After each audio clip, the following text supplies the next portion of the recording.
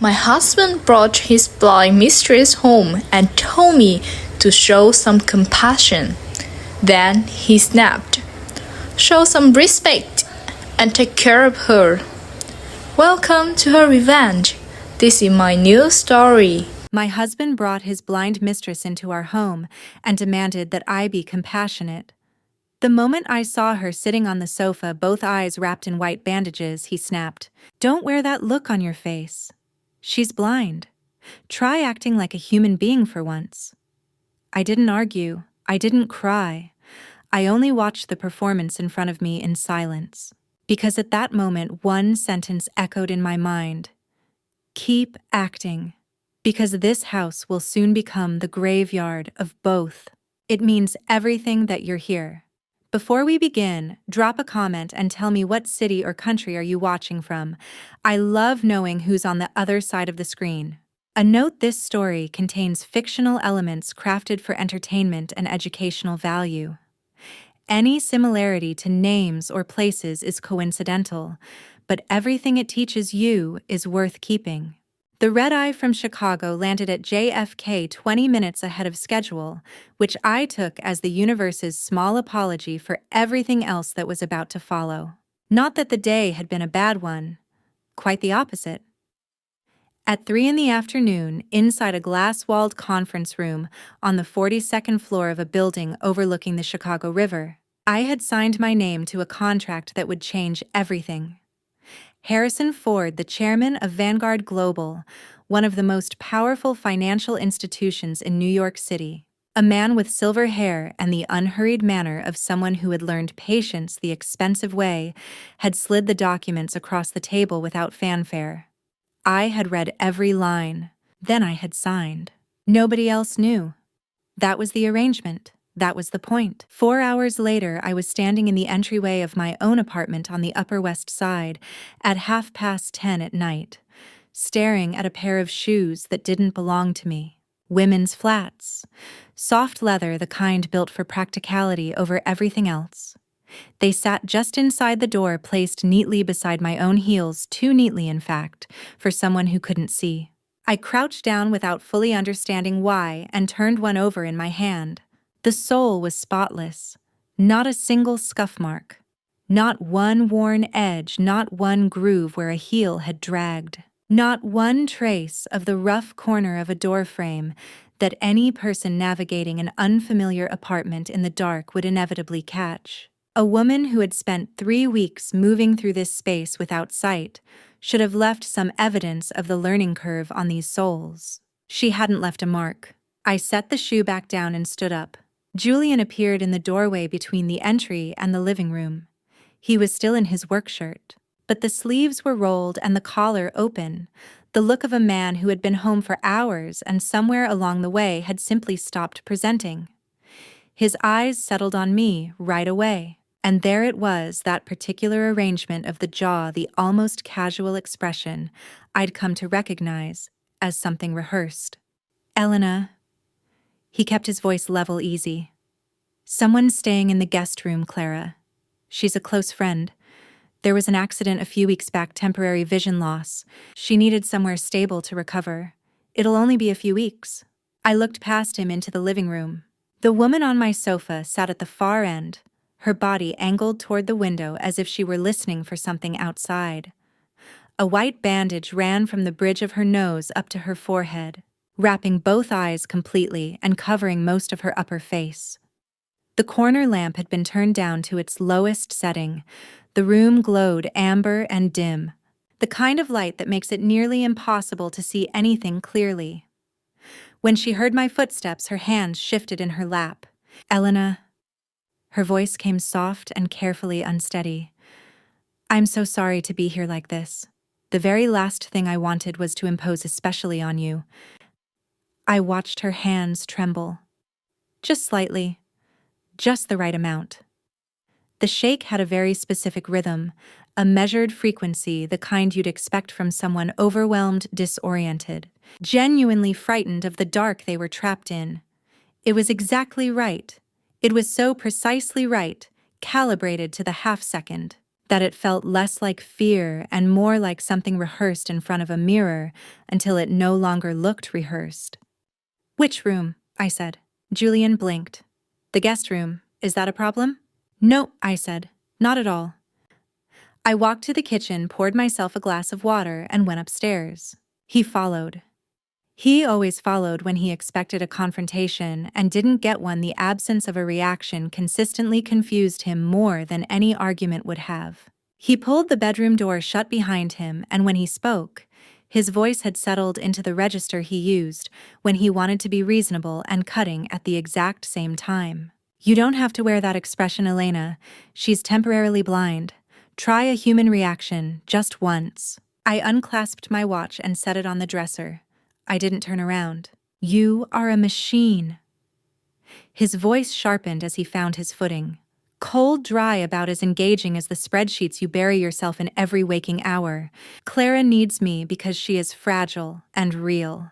And you have spent 5 years holding onto that office chair like it's the only thing left in the world that still thinks you matter."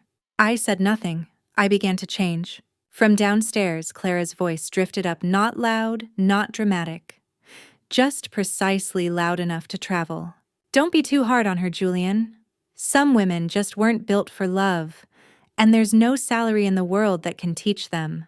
Julian turned back toward me, wearing the expression of a man who had just found the backup he'd been waiting for. "There it is.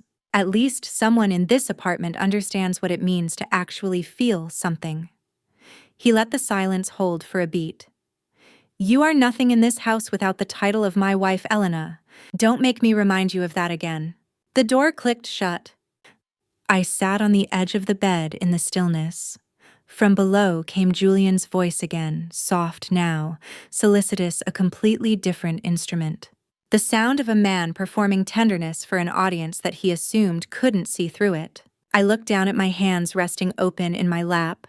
At 3 o'clock this afternoon, these hands had signed a contract naming me Chief Executive Officer of Vanguard Global.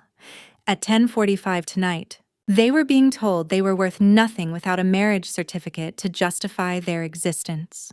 I let that sit for exactly 1 moment. Then I smiled, slow and quiet, the way you smile when you're holding something the other players in the room don't know you have, and you have absolutely no intention of showing them yet. Before I reached for the light switch, my mind circled back to those shoes by the door. Pristine soles. No marks. A woman who had been blind for 3 weeks, moving through an unfamiliar apartment day after day, should have left evidence of that somewhere. She had walked through my home without leaving a single trace. And I kept thinking that too is a skill. A very specific, very practiced kind of skill. After the living room light clicked off, and Julian's breathing settled into the slow, even rhythm of a man with no outstanding debts to the universe, or simply no conscience left to keep him awake, I lay on my side of the bed and did what I have always done when something refuses to add up. I went back to the beginning. Year 1. Julian Vance had been the most compelling person in any room he entered. Fast-talking, generous with money he was still earning. The kind of man who knew the sommelier at every restaurant worth knowing. We met at a company function. He was closing clients, and I was building the models that made those clients profitable. And for a long time, neither of us thought much about the distance between those two things. We got married 14 months after we met. Year 2 was when the small adjustments began. Nothing worth naming on its own. Just the way he'd glance at my screen and say, "Still buried in that stuff," with a tone that was almost affectionate but landed somewhere short of it. Or the way he described my work to people at dinner parties. "She's in data," delivered with the same energy someone might use to say, "She collects coins." Small things. Easy to file away. I filed them away and moved on. I had better places to put my attention. By year 3, I had stopped filing anything away. I was running a routine vendor payment audit, the kind that crossed my desk every month when a single line stopped me. $340,000. dispersed to an entity called Meridian Consulting LLC. No corresponding contract in the company system. No statement of work, no deliverable, no invoice chain I could locate. The registration was filed in Delaware, the preferred state for businesses that need to exist on paper without existing anywhere else. And the address on record was a mail forwarding service in Stamford, Connecticut. I ran the same search 4 times. The result didn't change. Vanguard Global, like any publicly traded financial institution, maintained an anonymous compliance reporting channel, a legal requirement under federal oversight rules designed to protect employees who report potential misconduct without exposing themselves. I used it. I filed a detailed summary under a pseudonym attached the raw transaction data and submitted it through the encrypted portal that was supposed to route directly to the compliance committee. 2 weeks later, nothing had moved. The payment was still in the system, still undisturbed. That was the moment I understood the actual shape of the problem. The system designed to catch what I had found was administered by the same people the misconduct passed through. Filing a second report wouldn't fix anything. It would simply signal that someone in the building was paying attention. So I stopped signaling. I started building. An encrypted folder on a drive that never left my locked cabinet. Every few months, when another discrepancy surfaced in the routine data I was already authorized to review, I added it. No flags, no alerts, nothing that traveled through a network I didn't fully control. Just patient accumulation, the way you build any case that you intend to open only when it's ready to be airtight. By year 5, the folder was significant. I still didn't know the full scope of where the money was going or who else was involved beyond Julian.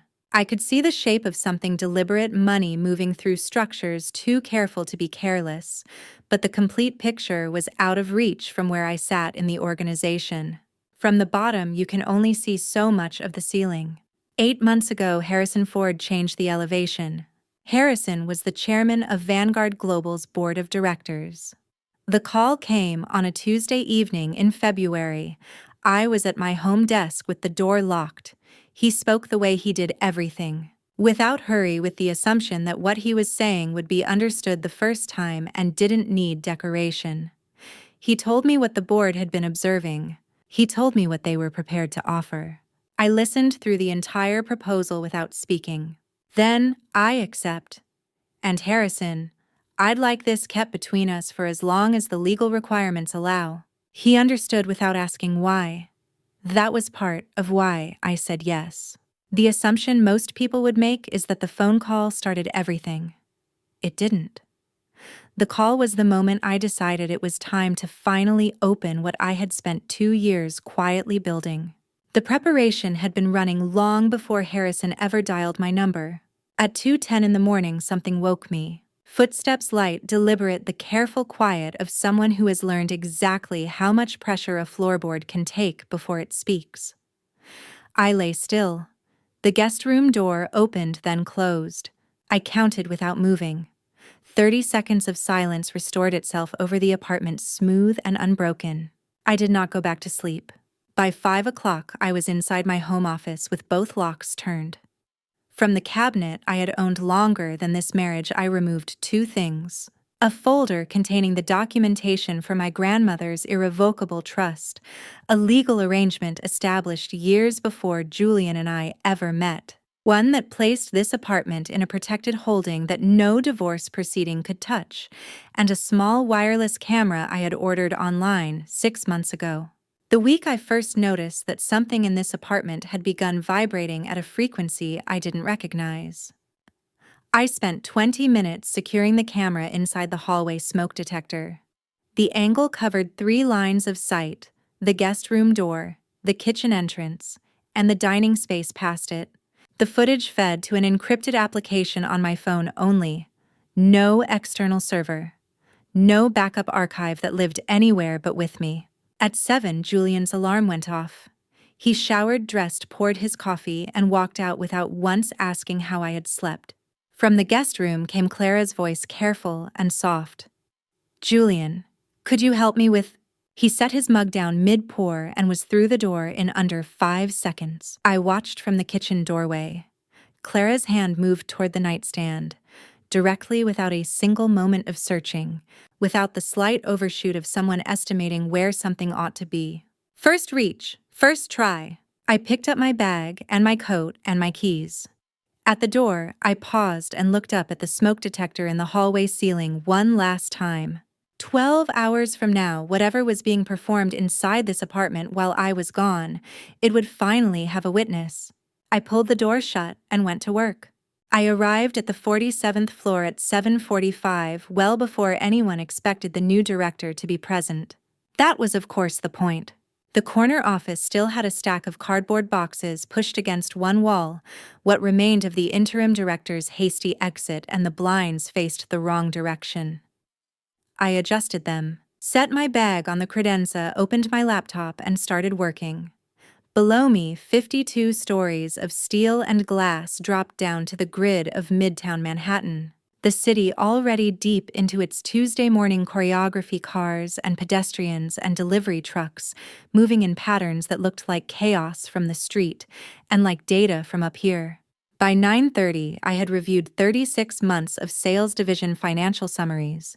At 9:55, Harrison Ford knocked and entered, without waiting the latitude of a man who had spent 18 months watching someone work before deciding she was worth a phone call in February. He was the chairman of Vanguard Global's board, silver-haired, deliberate, with the particular stillness of someone who had long since stopped confusing urgency with importance. He set a tablet face up on the desk in front of me without preamble. "Your husband arrived downstairs 8 minutes ago," he said. "He has a gift and a request to personally welcome the incoming CEO." On the security feed, Julian, in the charcoal suit he reserved for meetings he considered career-defining, standing near the elevator bank on the lobby level. He held a box with dark ribbon wrapped at precise right angles. His posture read as confident the posture of a man who had decided sometime in the past 12 hours. That charm was a convertible currency, and he was flush. The box, I already knew, contained a crystal decanter set, a 19th century European import. He'd bought it at an estate auction 2 years ago as a contingency gift for whoever ran this company next. "Return it," I said. "Harrison, the gift. At the reception desk on this floor, before he leaves the building." Harrison gave a single nod and turned for the door. I went back to the expense submissions. Julian's department had processed 7 vendor entertainment invoices in the past quarter that exceeded authorized limits. The gaps in the documentation trails were not the gaps of disorganized record-keeping. They were the gaps of someone who understood precisely which fields triggered automated compliance review and had learned to work around them. I asked my assistant, a composed economy of motion woman named Meredith, who had survived 3 leadership transitions at this desk, to flag the accounts and hold them for further review. 11 minutes later, my phone moved. "Julian, that woman just sent my gift back." At the front desk, in front of my entire sales team.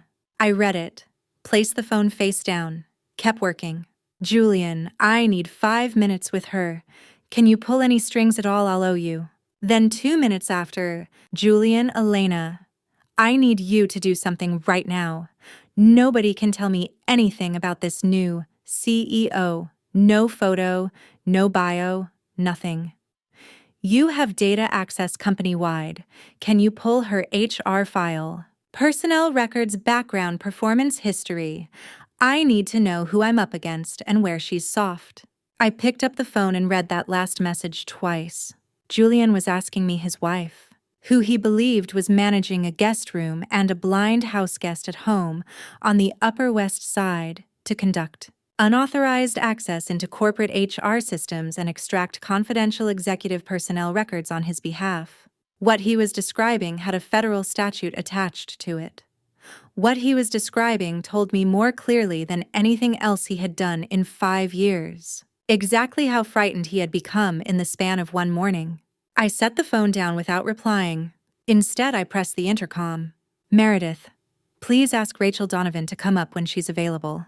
Rachel Donovan was Vanguard Global's head of internal audit, a methodical woman in her mid-40s who had spent 11 years at this firm finding discrepancies that other departments had quietly decided to stop looking for. She had a reputation for thoroughness that her colleagues described as relentless and that I recognized from her file as the professional signature of someone who had never once been thanked for doing her job correctly. She knocked 4 minutes after I called. Director Vance? Rachel, I've been reviewing the sales division's quarterly expense submissions. I turned the file toward her. I need a full internal audit, expense reports, vendor disbursements, third-party contracts, and entertainment budgets, 24 months, starting this afternoon. Rachel looked at the flagged figures. Something in her expression shifted, not dramatically, just the slight recalibration of a person who has been standing outside a locked door for a long time and has finally been handed the key. Should the division head be notified? She asked. Standard procedure. Standard procedure gives him 48 hours notice from audit commencement. Then we follow standard procedure. She gathered the file and left without wasting another word. I turned back to the window. Julian's messages had continued during that conversation. He had apparently moved from the lobby to the 32nd floor cafe, where he was now submitting meeting requests through the internal scheduling system to someone he believed was my assistant. Meredith had CC'd me on the auto-reject without being instructed to. I noted that. My phone buzzed one final time before I silenced it. Julian. She's a ghost. Nobody on this floor has even seen her face. How does someone run a company without showing up? I turned the phone over face down on the mahogany surface and went back to the expense reports. Late that morning, as Harrison passed my doorway en route to a separate committee session, he paused without fully stopping. Arthur Sterling called me last week, he said, keeping his voice below, carrying distance. He was asking about the CEO appointment. He was very specific about the dates, when the decision was made, when the announcement would go out. A half-beat pause. I thought you should know. He kept walking. I uncapped a pen, wrote the name on the top corner of a fresh legal pad page, underlined it once, and returned to the file in front of me. The afternoon arrived without announcement, the way it always does when you've been working long enough to stop measuring time in hours and start measuring it in files reviewed. I was midway through a vendor contract analysis when Meredith knocked the particular controlled knock she reserved for situations she had tried to manage and failed. Mr. Julian Vance is coming off the elevator, she said through the half-open door. He has a piece of paper. He says he is not going to be... She paused slightly, brushed off by a scheduling system. I checked the time. 2:04. How long has he had the notification? 11 minutes. I closed the vendor file and stood. The CEO suite separated into two spaces: Meredith's front reception area and my private inner office behind a frosted glass partition. Between them ran an intercom panel, simple, standard, the kind installed in every executive floor in Midtown for exactly this kind of situation. I pulled the inner door to within an inch of closed, sat back at my desk and pressed the intercom to active. Julian's voice arrived before he did. I don't need a meeting. I need whoever issued this to explain to me in plain language. The notification period is 48 hours, Mr. Vance. Meredith said, her tone carrying absolute zero. I received it 11 minutes ago. Correct. I'll let the director know you're here. The intercom crackled softly on my end. Meredith quieter. He's in reception. I pressed the outgoing key. Send him in. Julian stepped through the frosted glass door and stopped. The room held Meredith's desk, 2 chairs, a side table with a water carafe, and a speaker panel mounted flush against the near wall. No one else was present. He looked left, looked right. The expression that moved across his face was one I recognized as Julian's version of recalculating when a situation hasn't matched the version he prepared for. She's on the line, Meredith said, simply gesturing toward the panel. He stared at the speaker for a moment, the way you'd look at someone who had just done something rude and was not acknowledging it. Then he straightened. I've been managing the sales division for 3 years, he said to the panel. Consistent revenue targets, Q-over-Q growth in 2 of the last 4 quarters. This audit notice is in response to documentation gaps in your 3rd quarter expense submissions. I said, You'll receive the detailed scope from Rachel Donovan's office by tomorrow morning. Something happened across his face when I spoke. Something small and involuntary, a momentary stall, a fraction of a second where his expression didn't quite know where to go. Then it settled back into controlled frustration. "I'd like to speak to you in person," he said. "Directly." "This is direct, Mr. Vance." "That's not what I understand what you mean. And I need you to understand that your preferred format for this conversation has no bearing on the audit itself." A pause. 3.5 minutes. He shifted weight to the other foot. Changed angles the way a man does when a conversation isn't going the direction his preparation assumed. His next approach came quieter, more careful. "Some of the expense structures in my department reflect arrangements made at levels above mine, decisions I was not in a position to reject unilaterally. If you're reviewing those line items without that context, then the picture you're building is incomplete." He had just told me obliquely deniably but unmistakably that someone with higher authority had directed at least part of what the audit would find. He said it like a man leaving a door cracked open, uncertain whether he was inviting rescue or confessing. "Then, whoever holds that context, Kate," I said, "is welcome to present it to the compliance team directly.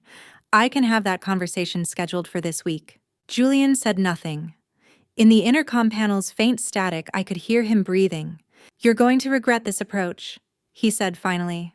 "I've noted the concern." A beat. "Your time is up, Mr. Vance. Meredith will show you out." For 3 seconds he stood completely still, the posture of a man deciding whether leaving counted as losing. He left. The frosted glass door clicked shut with perfect controlled precision. I took my finger off the intercom key and sat with it for a moment. He'd said, "regret."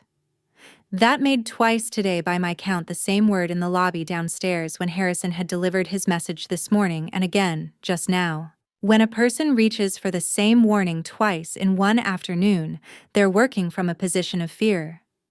People who are genuinely in control don't repeat themselves. Julian arrived home at 6:52 carrying takeout in paper bags from the Thai place 2 streets south, his established ritual for bad days. He set the containers on the island without asking. Clara had already gone to the guest room. The apartment was quiet in the particular way of a space that has been rearranged and hasn't settled into its new shape yet. I was making tea. He started talking before he'd opened the first container. "She won't show her face." He pulled at the packaging with too much force. "I went up there today. I've been in this company for 6 years, and she talked to me through a wall. A speaker panel. Like I was calling a bank's customer service line. Maybe she was occupied," I said. "She wasn't occupied. She was hiding." He stabbed at the food. "An audit notice with 2 days warning. No introduction to the team, no all hands nothing. Just a compliance form that lands in my inbox out of nowhere. And when I try to have a conversation about it, she won't even sit in the same room as me." "What did she say?" He paused. Some of the heat went out of him when he tried to reconstruct the exchange. "She talked about documentation gaps, scope of review, compliance timelines." A beat. "She was..." He stopped. "She was what?" He looked at the food without answering. I just couldn't shake the feeling I'd heard her voice before somewhere. I wrapped both hands around my mug. "What did you say back?" I told her she'd regret her approach. And she said she'd noted the concern.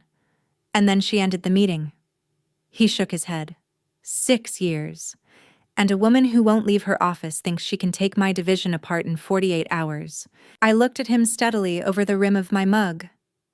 "Maybe she just wants you focused on the numbers, Julian, not on what she looks like." He looked at me for a moment, that same fractional stall from the intercom room replaying itself now across the kitchen island.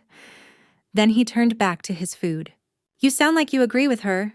"I sound like someone who works with data," I said. "The numbers are usually the actual point."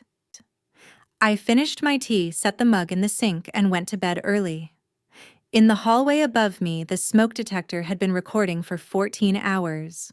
Whatever it had seen while I was gone, I would find out in the morning. Wednesday came in slow and gray. The kind of October morning where the sky can't commit to either clearing or raining and the city moves through it with the practiced indifference of somewhere that stopped waiting on the weather a long time ago. I left the apartment at 7:15. Julian was still in bed. Rachel Donovan had arrived at the internal audit room on the 43rd floor 2 hours before me.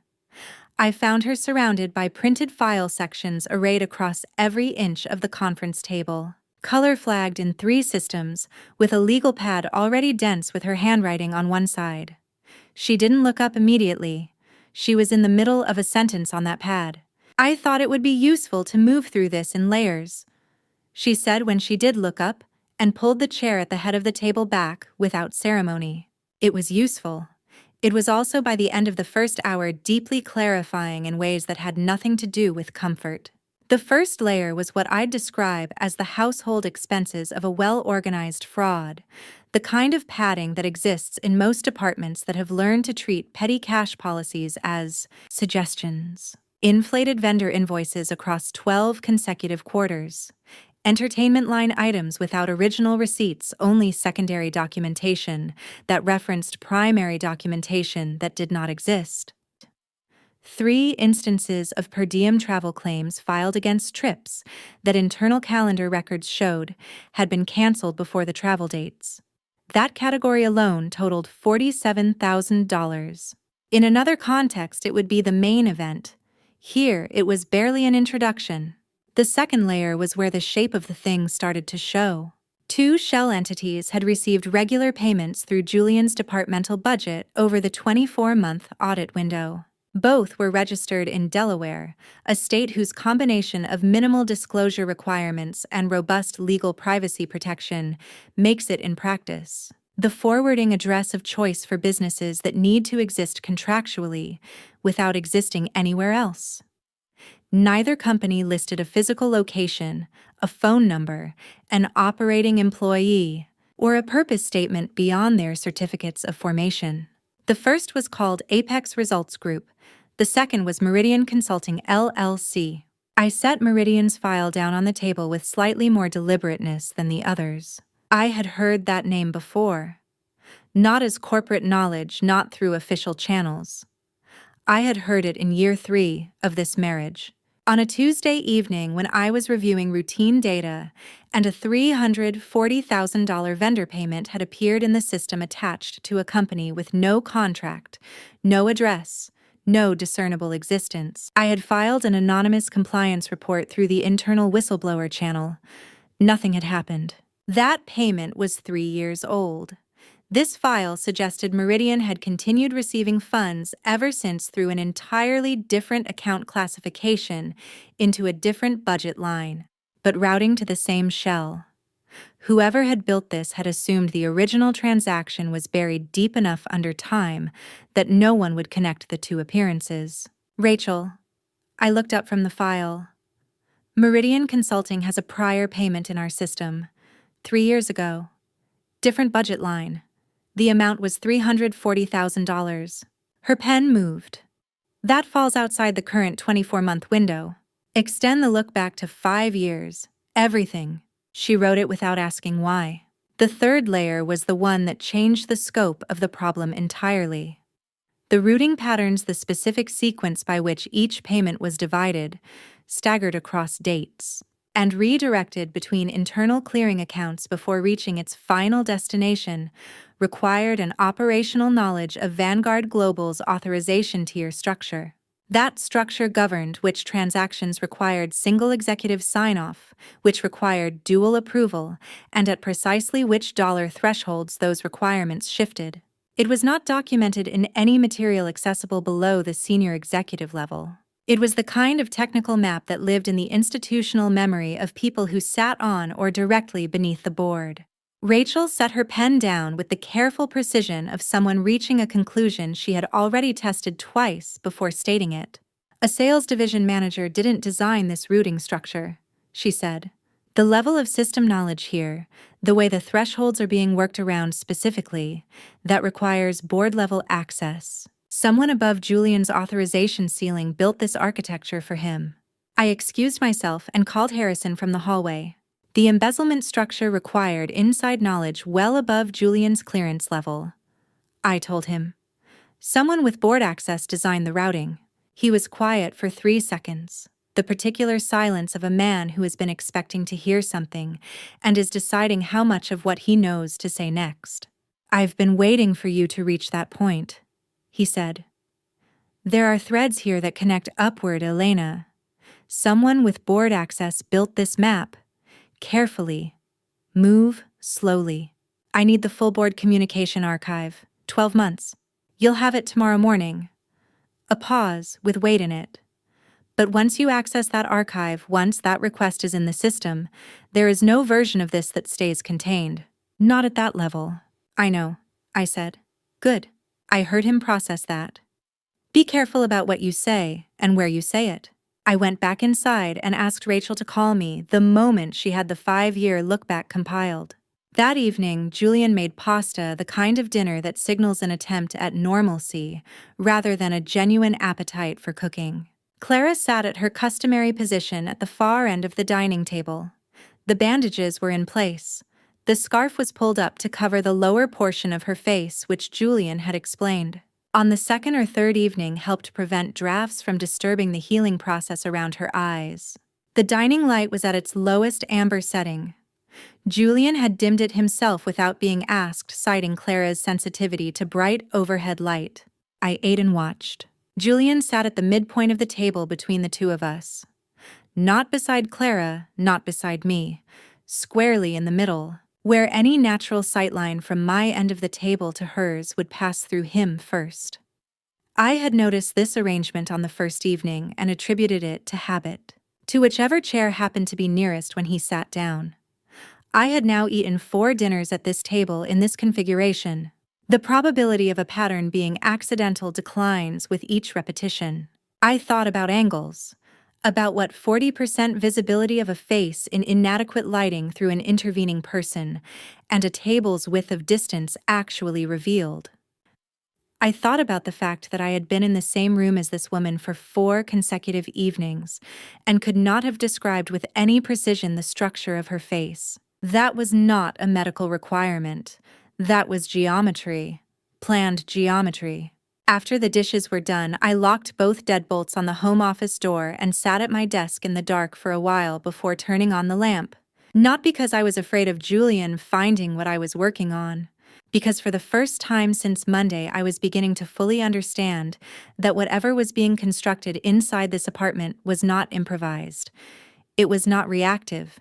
Someone with considerable patience and considerably more experience than my husband had drawn a blueprint long before I walked through that door, and I was only now starting to find the edges of it. At 8:45 Wednesday morning, I locked the office door from the inside, not because I expected anyone to interrupt, because what I was about to do required the particular kind of focus that only comes when every possible entry point into a room is secured. I opened the encrypted monitoring application on my phone, adjusted the screen brightness down, and pressed play. 11 hours of footage. I had set the playback to begin at 6 o'clock Tuesday evening, the window that interested me, and adjusted the speed to 1.5 times. The hallway camera gave a top-down angle from the smoke detector mounted in the center of the ceiling. It covered the guest room door, the kitchen entrance, the section of hallway connecting them, and the outer edge of the living room where the sofa sat closest to the hall. At 6:23 and 41 seconds, the elevator mechanism sounded the familiar tonal sequence of the building service elevator engaging. Julian, leaving for what he'd announced at breakfast as a quick grocery run. The elevator doors closed. I counted the seconds without intending to. 8. At 6:23 and 49 seconds, the tremor in Clara's hands stopped. Not faded, not gradually diminished. Stopped the way a signal stops when someone turns off the source. Her hands, which had maintained a consistent low-frequency shake across every footage frame I'd watched, went completely still. She sat with them relaxed in her lap for 2 full seconds. And in those 2 seconds, something in the entire quality of her posture changed. The particular held quality of a person performing physical limitation, the careful weight distribution, the the slight forward tilt of the head that suggested navigating by sound rather than sight.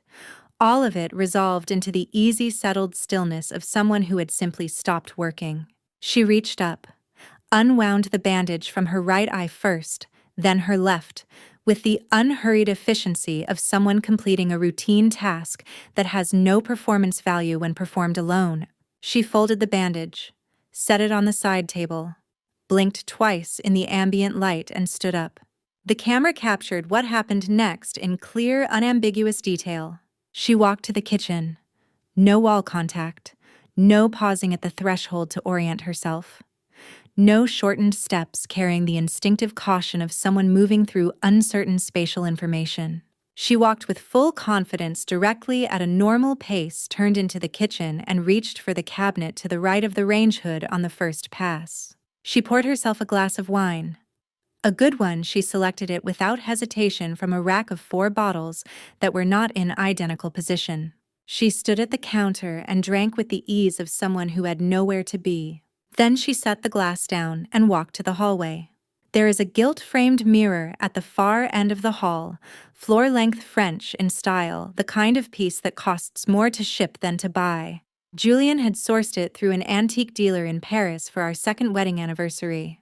Presented it with the particular energy of someone who expects gratitude in proportion to the price of the gesture. I had thanked him appropriately. The mirror had simply become part of the wall. Clara stood in front of it. She looked at her own reflection with the sustained inventory quality of someone conducting an assessment rather than performing vanity. Her head moved slightly, a small, precise tilt, and she held that angle. Then she reached for the shelf to the left of the hallway table where I keep 3 framed photographs. The professional headshot from 3 years ago, the one taken for internal leadership materials. Me looking slightly past the camera lens in the way that reads as composure in still photography came off the shelf in her hand. She positioned it beside her reflected face with a deliberateness that had nothing casual about it. The camera angle worked against me here. The smoke detector sat in the center of the ceiling, 14 feet above the floor, pointing down and slightly toward the living room. Clara's body was facing the mirror, which meant the camera was recording her back and the top of her head. What the mirror reflected was at an angle that the lens, positioned vertically above and behind her, could not resolve into usable detail. I could see that she was holding my photograph at head height beside her face. I could see the slight adjustment of her position as she compared the two. I could not, from that angle and that distance, read what the comparison was showing her, or what she thought of the result. What I could read was the gesture itself, the stillness of it. The 9 full seconds she held the position before lowering the photograph and replacing it on the shelf with the careful, calibrated exactness of someone who has memorized its original placement to the millimeter. She moved to the console table, opened the jewelry tray I keep there for everyday pieces, lifted a narrow gold bracelet, turned it once in the light, set it back, closed the tray. Somewhere in the building's infrastructure, the elevator mechanism activated the opening sequence beginning its descent. Clara's posture shifted in a single frame. She crossed back to the sofa in 7 seconds, settled into position, arranged her hands in her lap. By the time I heard the elevator tone in footage, both hands had resumed their measured frequency, perfect tremor. Julian walked through the door 42 seconds later. I watched the sequence twice. Then I saved the complete 11-hour file to the encrypted external drive, the same drive that already held 4 years of payment anomalies. The anonymous compliance records and the folder that had been waiting patient and unopened for a moment worth opening it toward. I closed the application, unlocked the door, went downstairs to the audit room. That evening, Julian announced, with the neutral delivery of a man conveying information he has already decided to present as settled, that Clara's physician had extended her recovery window. Another week at minimum. Possibly 2. Of course, I said. Whatever she needs. Julian's gaze moved across the table and sat on my face for a beat too long. The look of someone searching a surface for a reaction and finding the material uncooperative. From the guest room end of the table, Clara's voice arrived on schedule. "You're so understanding about all of this, Elena. I genuinely hope I haven't thrown your whole routine off. I looked down at my coffee cup. Not at all. Later in the dark, I lay still and turned the real question over. Not the surface question that one had answered itself at 6:23 and 49 seconds on Tuesday evening, when a pair of hands stopped trembling on command. The real question was underneath that one. She wasn't here because it was the simplest version of the plan. A performance this sustained, this detailed, this committed, inside the same apartment as the person being performed for, that was not a convenience measure. She was here because there was something inside this specific space, inside the texture of my specific life that she needed access to. Something she couldn't approximate from the outside. She wasn't living in my apartment. She was learning it. The question that turned over until well past 2 in the morning was the one I didn't yet have the data to answer. What exactly was she learning it for? Every formal review I had observed as a data analyst followed the same choreography. The subject arrived with a defense already assembled. The reviewer arrived with documentation already organized. For the next 45 minutes, both parties would perform a version of candor while saying almost nothing they actually meant. I had spent 4 years below this floor watching that particular form of institutional theater and taking very precise notes on how it failed. Thursday morning, I was the one who had prepared the record. I arrived at meeting room B at 8:15. Rectangular table for 8 wall panel for presentation, floor-to-ceiling glass, looking onto the Midtown skyline. I sat at the head of the table and placed 3 manila folders in a line to my left. Lisa Hartley, Vanguard Global's HR director. A woman in her mid-40s who had managed formal disciplinary proceedings long enough to approach them with the settled composure of someone who had stopped being surprised by people, sat to my right with a legal pad and an uncapped pen. She had been briefed on the session's purpose. She had not been invited to comment on it. We did not speak while we waited. There was nothing that needed to be said between 8:15 and 8:42. At 8:42, the door opened.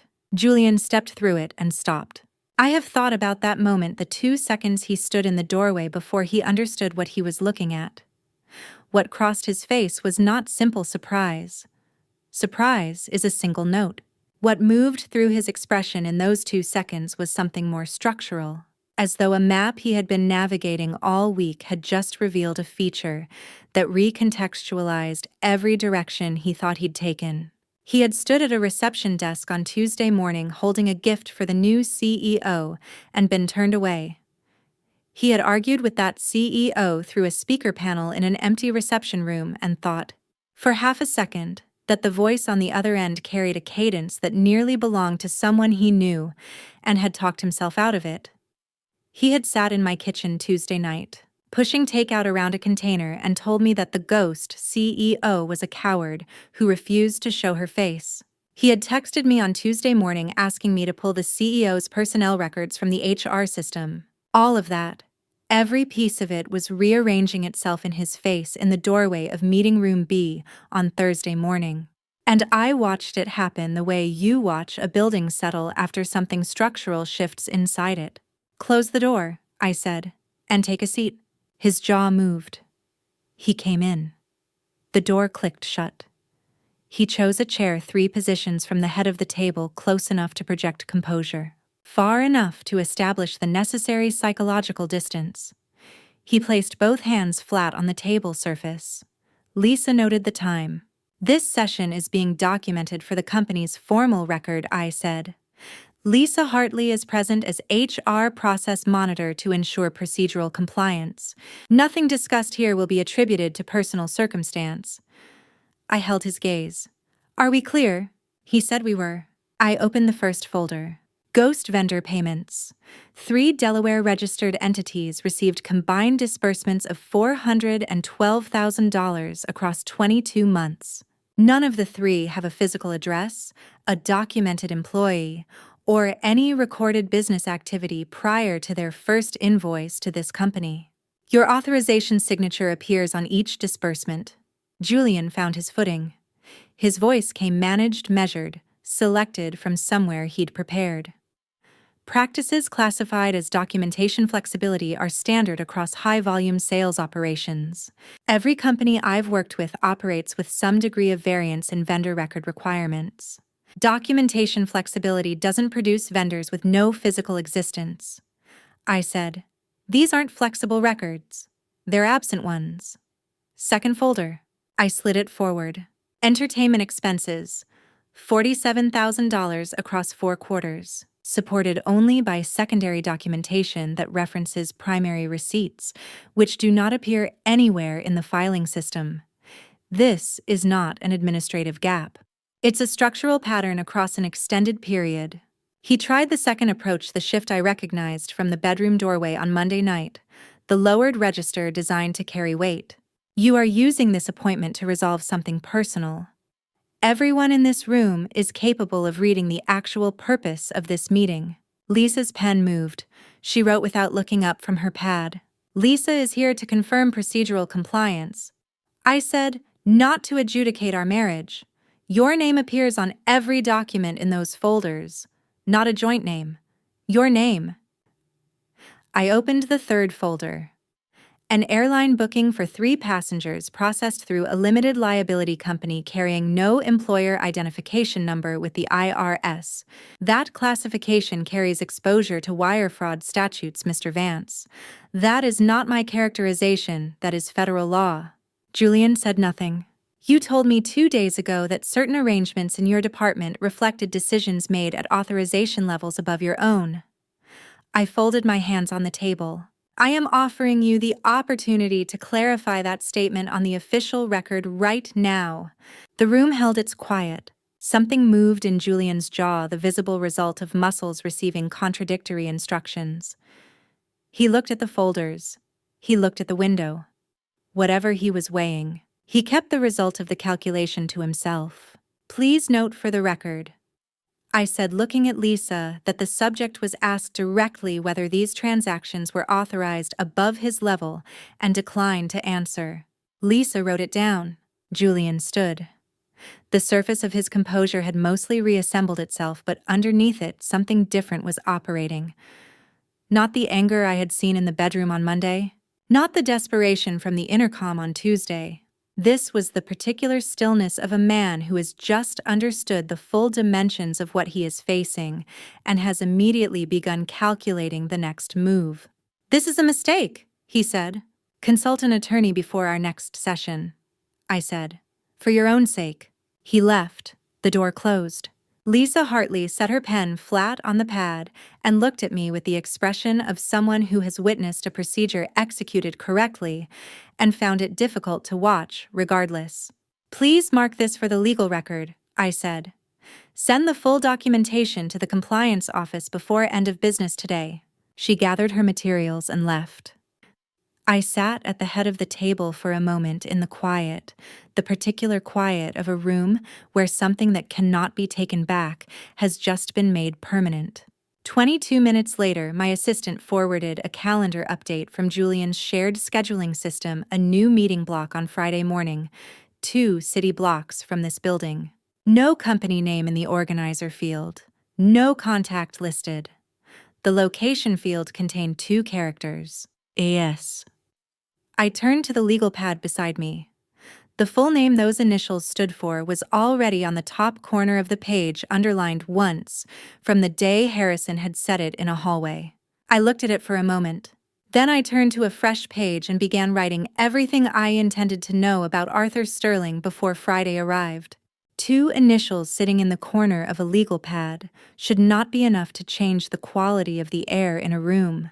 But I had seen those exact initials once before, buried in a shareholder footnote I had been reviewing the previous night, attached to a name that had been positioned with considerable care, to not draw attention. By 7:45 Friday morning, the initials had expanded into a full name. By 9, the full name had expanded into a profile, and by 10, the profile had told me something more important than anything in it. It was almost entirely blank. Arthur Sterling, shareholder record filed in Vanguard Global's internal registry, a 3.2% stake acquired across 14 months through a series of smaller purchases. each individual transaction sized carefully below the threshold that would have triggered additional reporting requirements. Declared status in the registry, retired independent financier. That phrase had the quality of language chosen specifically because it answers the disclosure question while providing nothing that couldn't be inferred from a wealthy man with available capital and no verifiable professional address. The registered contact information listed a mail forwarding service in Stamford, Connecticut. I had seen that same service provider, same operator, same suite designation format listed as the mailing address in Julian's Meridian Consulting documentation. I noted that with a separate underline and moved on. I ran Arthur Sterling's name through every accessible database available at my clearance level. SEC filing indexes state professional licensing registries across 12 states. Business formation records archive trade publications. Conference speaker directories going back 17 years. I was looking for the ordinary accumulation of professional residue, a quoted opinion, a cited analysis, a board seat, a business partnership, or the kind of ambient documentation that accrues around a career in finance simply because the career existed. There was none of it. No active website. No professional profile on any public platform. No mentions in any financial trade publication across any of the years I searched. No conference appearances. No quoted commentary. No name attached to any actively operating business entity under any standard derivation. For a person who self-identified as a seasoned independent financier, the kind of person who theoretically spent decades accumulating the professional network that would justify the title, this level of public absence required deliberate maintenance. Silence at this scale is not the result of modesty. It is the result of consistent, ongoing effort. I called Harrison at 10:15. "You found him," he said. "I've found the outline of where he isn't," I said, which seems to be the most accurate version of his profile. A pause, the considered kind. I have had Arthur Sterling in my peripheral view for almost 2 years. He makes approaches to board members in social settings exclusively: a private dinner, a club function, a charity event. Environments that generate no documentation, where the conversation that happens over a drink stays undocumented by design. By the time a board member has spoken with him at 2 separate occasions, Arthur already has something useful, and nothing about those conversations can be verified afterward. What does he want from Vanguard? Control, Harrison said. Not operational management. He has no interest in running a company himself. He wants the decision architecture. He identifies firms at specific kinds of inflection points, takes a position calibrated to matter without triggering regulatory scrutiny, and then finds the person already inside the organization who has the right combination of access ambition and accumulated resentment. That person becomes the mechanism. Arthur provides the direction from outside and the financial structure to support it. The insider provides the badge. "Julian, before your appointment," Harrison said with the particular care of someone selecting the exact weight of each word. Julian was the only piece Arthur needed, an employee whose credentials were already inside this building every morning without question. Everything else Arthur could construct around that. And after my appointment, he was quiet for 3 full seconds. That is what I am still working to understand. Which is why I would ask you, Elena, to keep your movements as internal as possible for the next few weeks. Limit your visible exposure where you can. A pause. And be careful at home. He ended the call. I held the phone for a moment. Be careful at home. The phrase was wide enough to contain several different warnings without committing to any specific one. Harrison knew enough to say it and not enough to say what, specifically, I should be careful of. I set the phone down and returned to the shareholder database, this time extending the search to all entities filing under any variation of the Sterling name across the past 9 years. 3 results, all Delaware registered, all incorporated within a 7-month window. None with a verifiable connection to Arthur, and yet each of them sharing the same registered agent service the Meridian Consulting documents had referenced. Pattern is data. 3 entities, 1 agent, 1 operator in Connecticut, and a name that otherwise does not exist. I added the search results to the encrypted drive and went back to work. At 4:22 that afternoon, I saw Julian come off the elevator from where I was seated in a glass-partitioned meeting room on the floor above. The man who had left Thursday's performance review walked with the controlled composure of someone holding damaged structure together. The man who walked through the lobby 17 minutes before 5 on Friday moved differently. Not confidently, something more specific than that. He moved with the particular ease of a person who has just been reminded that the situation contains more options than it appeared to. Someone had spent the morning telling Julian Vance that he still had cards in his hand, and Julian had believed them. I noted it. Then I went back to the meeting. That evening, Julian cooked the kind of dinner that signals intentional morale rather than a genuine interest in the kitchen.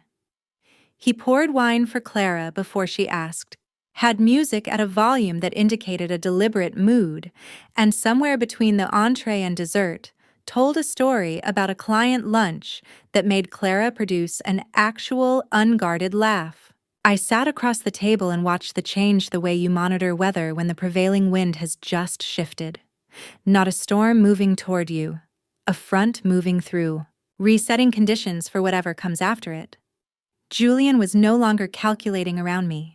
He was calculating around something else entirely, something he had been handed this morning that gave his anxiety somewhere else to go. After the dishes, I went to bed early. At 23:17, my phone moved on the nightstand. An unregistered number. I sat up and read it in the dark. The bandage comes off sooner than you think. Someone who knows what you know. I read it 3 times. Not situation, not plan, not problem. The word was bandage. One specific noun for one specific prop in a performance that I had discussed with precisely no one. I had not told Harrison about the camera footage. I had not mentioned Clara's behavior to Rachel, to Meredith, to Marcus Webb, to Lisa Hartley, or to any person I had spoken to since Monday evening. Whatever was unfolding inside this apartment existed, as far as I was aware, inside the encrypted drive and the interior of my own mind. And yet someone had sent me the word bandage at 23:17 on a Friday night from a number with no registered owner. I took a screenshot, added it to the folder. Then I set the phone face up on the nightstand and lay in the dark looking at the ceiling. Whoever had sent that message had not sent it as an act of generosity. People who send anonymous information to strangers at this hour are not motivated by concern. They are motivated by the calculated weight of what they hold and the belief that the person receiving it will understand that the value of what is being offered has a price. This was a signal, a door left fractionally open, waiting to see whether I would approach it. Whether to approach it, I left as an open question until morning.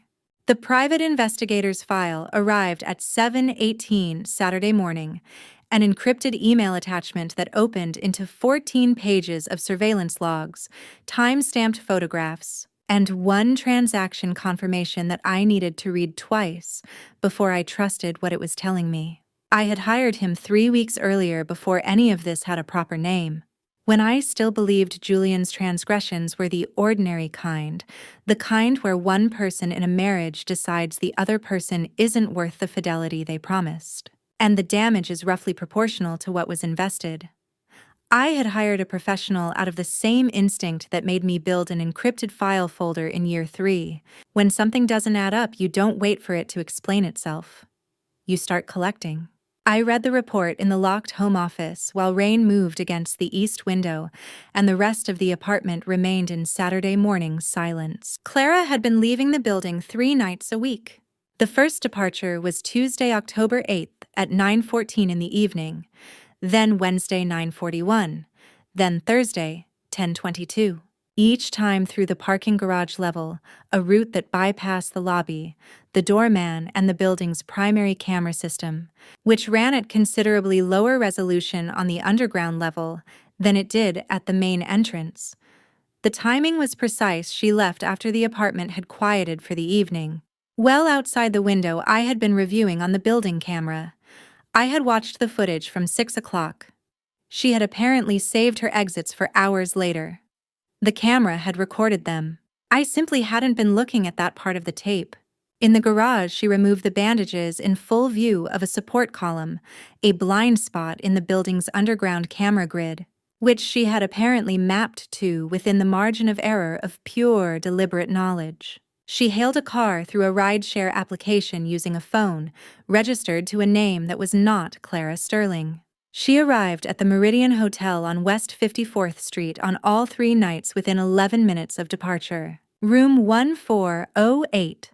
Occupied by a Tyler Ross, 27 years old, listed on file at the hotel with no employer on record. The photographs the PI had taken inside the hotel bar showed them together, Clara and Tyler Ross at a corner table, sharing a bottle of wine that someone with temporary vision loss and limited mobility would not have been selecting from a menu. She was leaning forward the way people lean when they are saying something they want only one person to hear. He was laughing.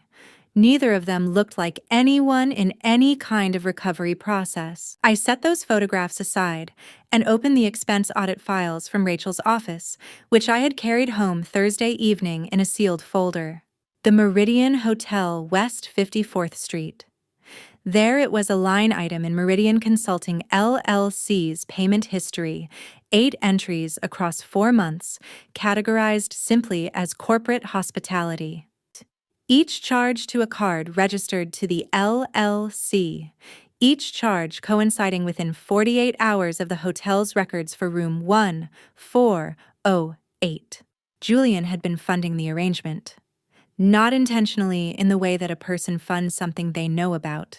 Julian had been building a financial structure that he believed served his interests, and that structure had been quietly passing money through to a man who occupied a room Tyler Ross appeared in with Julian's own mistress, 3 nights a week while Julian drove across town for takeout, and came home to an apartment where he was playing the role of devoted caretaker. I sat with that for a while and did not feel angry. I felt something closer to the involuntary recognition you get when a proof resolves cleanly the specific, almost aesthetic satisfaction of seeing 2 unequal things turn out to be equivalent. Julian had spent 4 years constructing an arrangement he believed he controlled. The arrangement had been redirecting his resources in a direction he didn't know existed. He wasn't the architect of this. He was the funding source. Sunday afternoon, Harrison's home in Greenwich was a gray-skied 19th century house with a glass conservatory attached to its eastern side, looking onto a garden that the October rain was flattening methodically. We sat inside the conservatory with coffee on a side table between us, and everything I had collected spread across a low-surface camera footage, summaries Rachel's audit compilation, the shareholder profile on Arthur Sterling, the screenshot of Friday's anonymous text to the PI report. I walked through it in sequence without editorializing. Harrison listened in the way that thoughtful people listen, not composing a response while you speak, but actually processing. The way you do when the information is genuinely new and requires adjustment. "She's using Julian as a funding mechanism," he said when I finished. "He believes he's orchestrating this, managing the pieces, running the arrangement. He has no idea he's the instrument rather than the operator." Which makes Arthur Sterling the composer. Harrison set down his cup. Arthur has no personal investment in any of these people. Not in Julian, not in Clara, not in Tyler Ross. They are useful only to the extent that they deliver a specific outcome. That is what makes him more dangerous than someone acting on emotion. Personal attachment generates limits. There are things a person won't do when someone they care about might be hurt by them. Arthur has no such boundary. The rain on the conservatory glass made a constant low sound. "I need the full board communication archive," I said. 12 months. Everything that moved between member accounts. "You'll have it on your desk tomorrow morning." He paused. A different quality of pause, the kind that is actually a question. "Elena, You're not surprised. About Tyler Ross. I looked out at the flattened garden. I stopped being surprised somewhere around year 3. After that, I just collect. He didn't ask what I meant. He understood enough. I drove back toward Manhattan in the early evening rain, still running across the windshield on the Cross Bronx interchange. The city appeared first as illuminated towers in low cloud, then resolved into its actual geometry as I came off the bridge. My phone rang through the car's system with an unregistered number. I recognized the format. The same unregistered line from Friday night. I accepted the call without speaking. 4 seconds of silence. Then a voice neither young nor old and altered enough at the source that I couldn't assign it a reliable gender. Ask about the surgeries. The line ended. I kept both hands on the wheel and let the word sit in the space the call had left behind. Surgeries. Not surgery, which would have implied an event. Not an operation. Not a procedure. Not a medical appointment. Surgeries. The plural form which carries the weight of something repeated, sustained, coordinated over time, something that happened more than once, and therefore for a deliberate reason in the direction of a specific purpose. I did not yet have the data to name what that purpose was, but I had the word. And I had the understanding from 4 years of building cases from the bottom up that the right word, even a single one, even arriving through a car speaker from a number that would never be traced, is usually where the architecture of a thing begins to show. The word I'd carried home from the highway the previous night, surgeries plural, unresolved, waited in whatever part of the mind stores things it cannot yet open, and I left it there. Monday mornings have a particular practicality that resists abstraction. I had an 8 o'clock.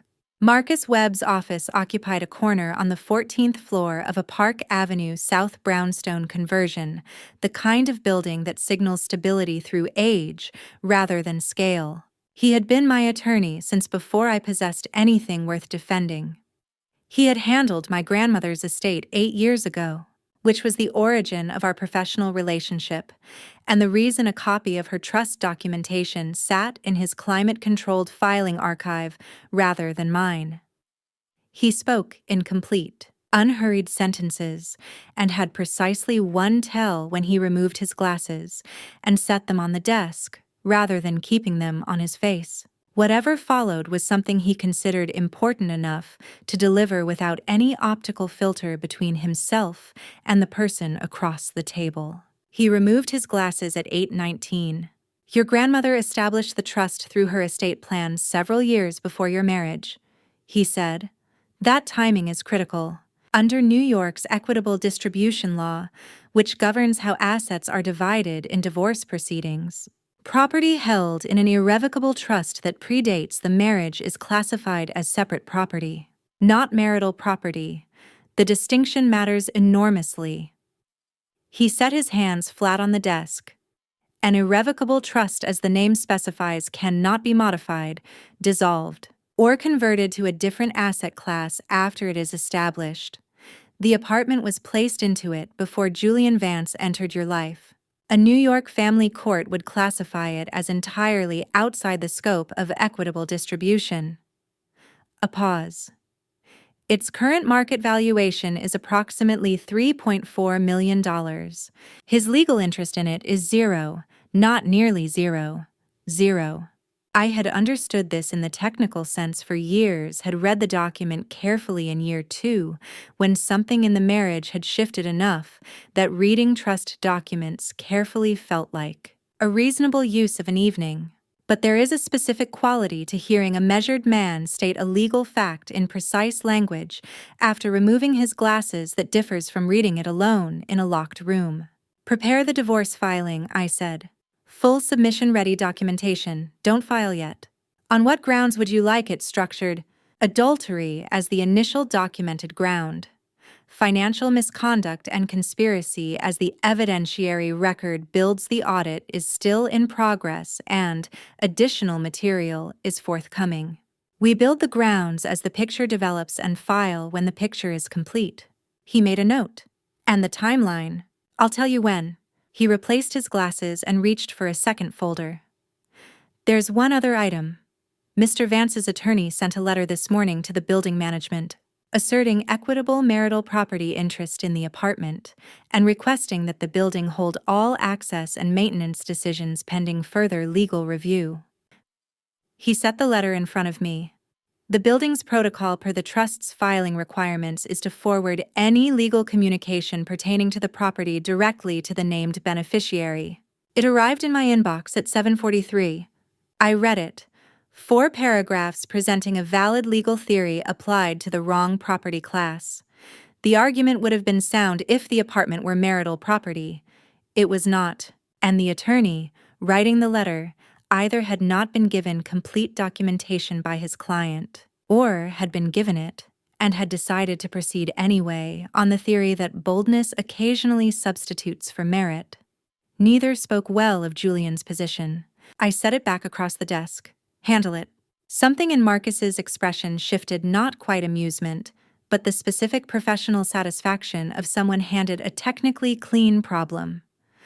Of course, Julian arrived at the CEO office at 4:53 without announcement. No call ahead, no request through the scheduling system, no intermediary. Just a man who had determined that the channels he'd been navigating for a week had narrowed to the point where he needed to appear in person and hope that volume would accomplish what process had not. He sat in the chair across from my desk before I offered it. I know about the trust, he said. We built that life, Elena. That apartment. Together. 5 years of a life built together. I set my pen on the folder and looked at him directly. I built it. You lived in it. There is a difference, and you have always known which side of it you were standing on. He absorbed that. Not argued with it. Absorbed it the way you absorb something that lands accurately and offers no surface to push back against. You're trying to take everything, he said. His voice had dropped into a register below his usual pitch, something rawer, less constructed. Less Julian Vance of the sales division and more the particular sound of a man confronting the actual limits of his position. I'm restoring the original arrangement, I said. What has always been yours remains yours. What has always been mine remains mine. The problem is that those two inventories were never identical, and we spent 5 years operating as though they were. That period is over. For a moment, he simply stood there in the specific stillness of a man whose next move has not yet presented itself to him. Not anger. Not the cold recalibration I'd seen after his meeting with AS the previous Friday. Something else, dimmer, less directed, the first expression I had seen on Julian Vance in 5 years that might have been something close to genuine reckoning. Then it closed the way a shutter closes, and he left. No slam. No controlled click emphasizing a point. The door drifted shut on its pneumatic hinge at its own indifferent pace. He had walked out without performing a single thing, which from a man who had not in 5 years missed an opportunity to perform, communicated something more than any reaction would have. Whatever Julian Vance was moving toward next, he was no longer willing to let me see the approach. Someone had taught him, and recently, the tactical value of silence. I was still holding that particular thought when the phone line to Meredith's desk chimed once. Director Vance. Her voice was professionally level in the specific way she was professionally level about everything that crossed her desk. There's a woman in the building lobby. She hasn't provided her name. She says she knows what's being done to you. She says she's been through it herself. I sat with that for exactly 2 seconds. Send her up. Then I did something I had not done since the first night of all of this. I closed every document on my screen, not minimized, closed completely. I turned my chair away from the monitors and toward the office door, set both hands in my lap, and waited. Not for confirmation of a theory I'd already built. For information I did not yet possess. After 10 days of accumulating things, I already half suspected that was an entirely new position to be in. She was approximately 48 and looked a decade older, in the specific way that belongs to people who have been carrying something they can't put down and have learned not to ask anyone to help with it. She stood at Meredith's desk when Meredith brought her through, not sitting, Not restless, just standing with the kind of stillness that means waiting has become structurally part of someone's day. I brought her through the lobby and 2 blocks north to a coffee shop I chose for its corner table and its lack of background music. She sat with both hands wrapped around an untouched cup and looked at me with the focused, stripped-down attention of someone who has rehearsed what they're going to say so many times that the rehearsal has been rubbed out of it entirely. "Dana Marsh," she said. "3 years ago, I was vice president of operations at Hartfield Capital in Boston. I'm not currently employed anywhere. That's relevant context." I told her to tell me what happened. She did it in the organized, unadorned manner of someone who has told the story enough times to know exactly which details carry weight and in what sequence they should arrive. 3 years ago, Dana's partner Hartfield's financial director, 15 years of tenure, was approached after a minor traffic incident by a woman who introduced herself as Calla Morgan. She had a broken arm, required short-term logistical support, and presented herself as someone in a temporarily difficult and isolated situation. She entered Dana's partner's life through sympathy, consolidated her position through sustained proximity, and over 9 months built enough access and trust to move $4 million through a chain of wire transfers structured to look, at the individual transaction level, like ordinary consulting disbursements. Arthur Sterling had appeared twice at the periphery as a professional contact introduced in social settings, never documented in any capacity that created a paper trail. The DA reviewed the case and declined to prosecute, Dana said. The transfers alone didn't establish criminal intent. Arthur's name didn't appear on any instrument. A consulting relationship isn't a crime. She finally looked down at her cup. My partner lost his position. The firm absorbed the loss and moved on. I spent the next 1.5 years building the rest of the case that nobody seemed to want. What changed your approach? I set a Google alert for Arthur Sterling's name. That was 3 years ago, after the prosecution declined. 2 weeks ago, your name appeared in the same business brief as his shareholder notation in a Vanguard filing that referenced both the new CEO appointment and Sterling's existing stake as investor context. She looked at me steadily. I had a flight booked within 6 hours.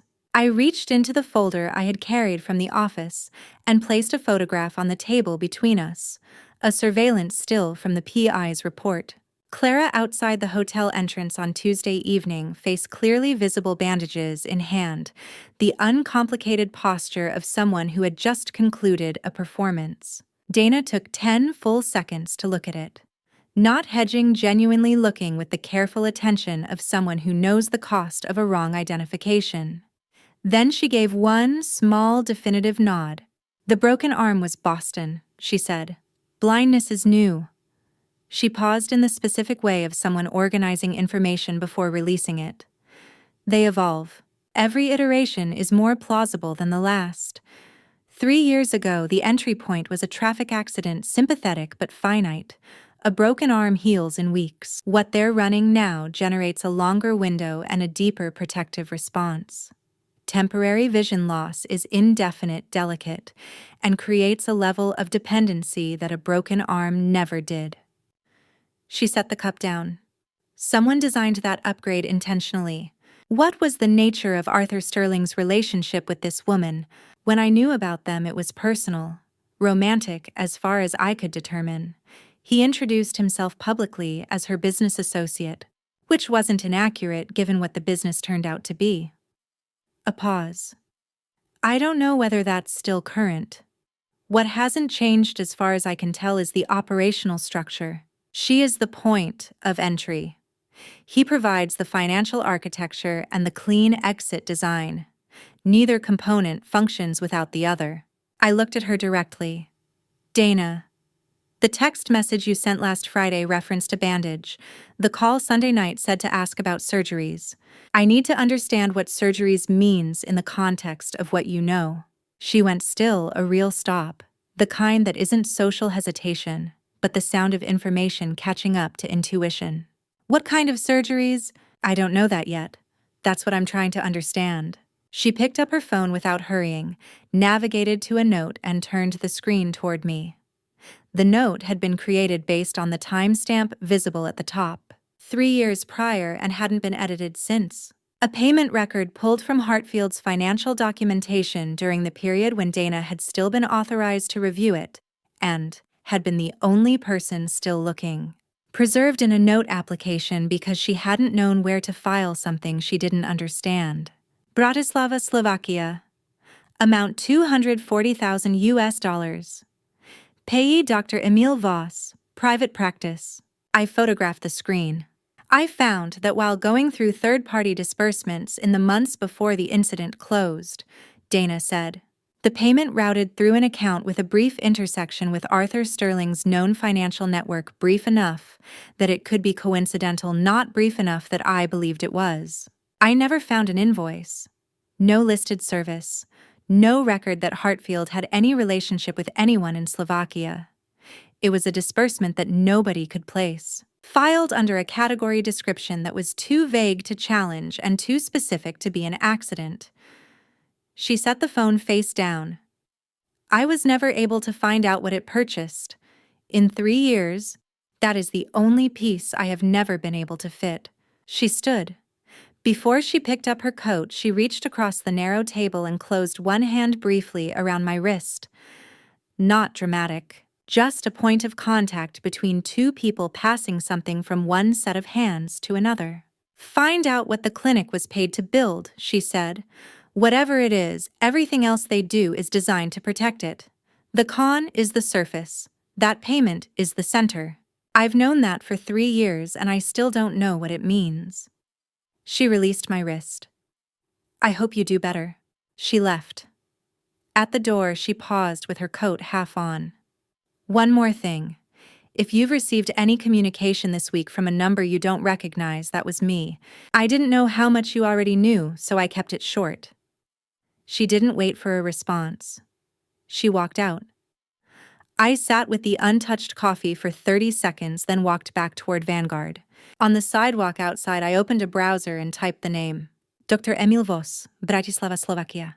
The clinic had its own page spare professional, the restrained design of private European medicine. Practice areas: reconstructive procedures, advanced corrective surgery, cranio-facial assessment. Below those, formatted as a subspecialty, facial structural modification, bone tissue, and proportional realignment. I read the last line 3 times while the pedestrian light changed twice at the corner of 53rd and 6th without my registering it.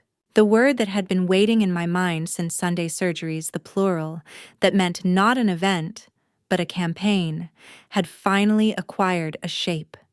And the shape it had, placed directly next to the memory of a woman standing in front of my hallway mirror, with a photograph of my face held up beside her own reflection, was something I was not yet prepared to say out loud. But the question had formed completely. And that I had learned over 10 days of this was always the moment something became inevitable. A good analyst doesn't guess. She traces from 2 points simultaneously and follows both threads until they find each other. Tuesday morning, I started from both ends of the same line. The first thread was the accident.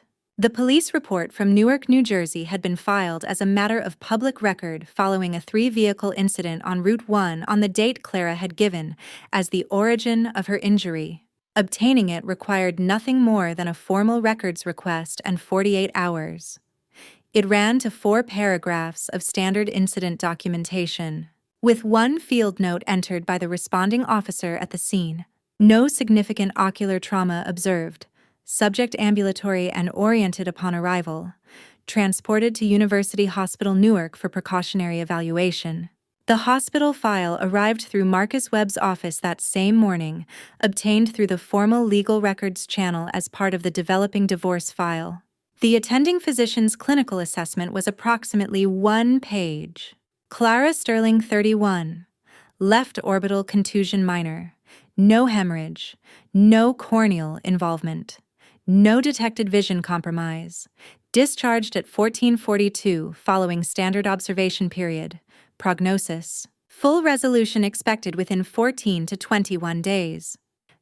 I set that beside the insurance documentation. The PI's financial investigative work had surfaced a claim, submitted 4 days after the hospital visit, processed within 10 business days. Partial permanent vision loss, left eye resulting from traumatic incident. Approved at $180,000. Paid to an account held in trust under Arthur Sterling's name. Partial permanent vision loss. Discharged in 3 hours and 47 minutes, with no vision compromise documented and a full recovery timeline of 3 weeks. That is not an administrative discrepancy. That is federal insurance fraud. The hospital record contradicts the claim at every clinically relevant point. The payment goes into Arthur Sterling's account. Both documents are dated signed and retrievable. It is in practical terms the kind of evidence that doesn't require much interpretation. I place the hospital file, the police report, and the claim documentation into the encrypted folder in sequence and move to the second thread. No birth certificate in any state's public filing system links Arthur Sterling and Clara Sterling as parent and child. No family court record, no adoption proceeding, no dependent tax relationship, no legal documentation of any kind establishing a biological or custodial connection across all 50 states. I ran both names through every variation I had access to, including the alias Calla Morgan against Arthur's known biographical records. Nothing. I called Dana. Arthur and Clara not family-owned, I said. Not even remotely. No hesitation. No qualification. When I knew them, they were together. I was embarrassingly slow to see it. The shared surname made me assume something I should have questioned. In retrospect, it's exactly what it is, branding. A shared name gives them a backstory they can deploy without documentation. Father and daughter, uncle and niece, whatever the situation calls for. It costs them nothing, and it redirects the first obvious question. How many operations before Vanguard? 3 that I can confirm. Possibly a 4th Pacific Northwest 5 or 6 years ago. I was never able to establish that one conclusively.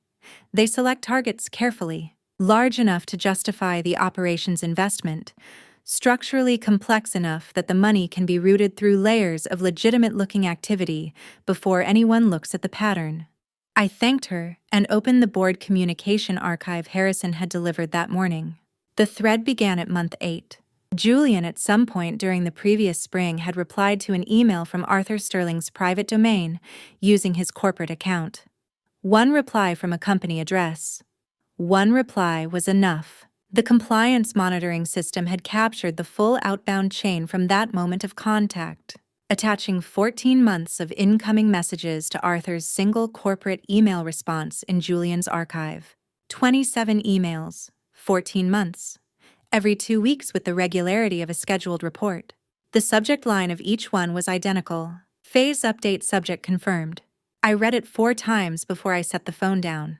In any analytical system, surveillance clinical trial, intelligence operation compliance review, the word subject has one meaning: not participant, not contact, not party, subject. The individual being observed, documented, and managed toward a predetermined outcome without their knowledge or consent. I was the subject. I opened the timestamp on the earliest message in the chain, August 4th, 2023. 14 months ago.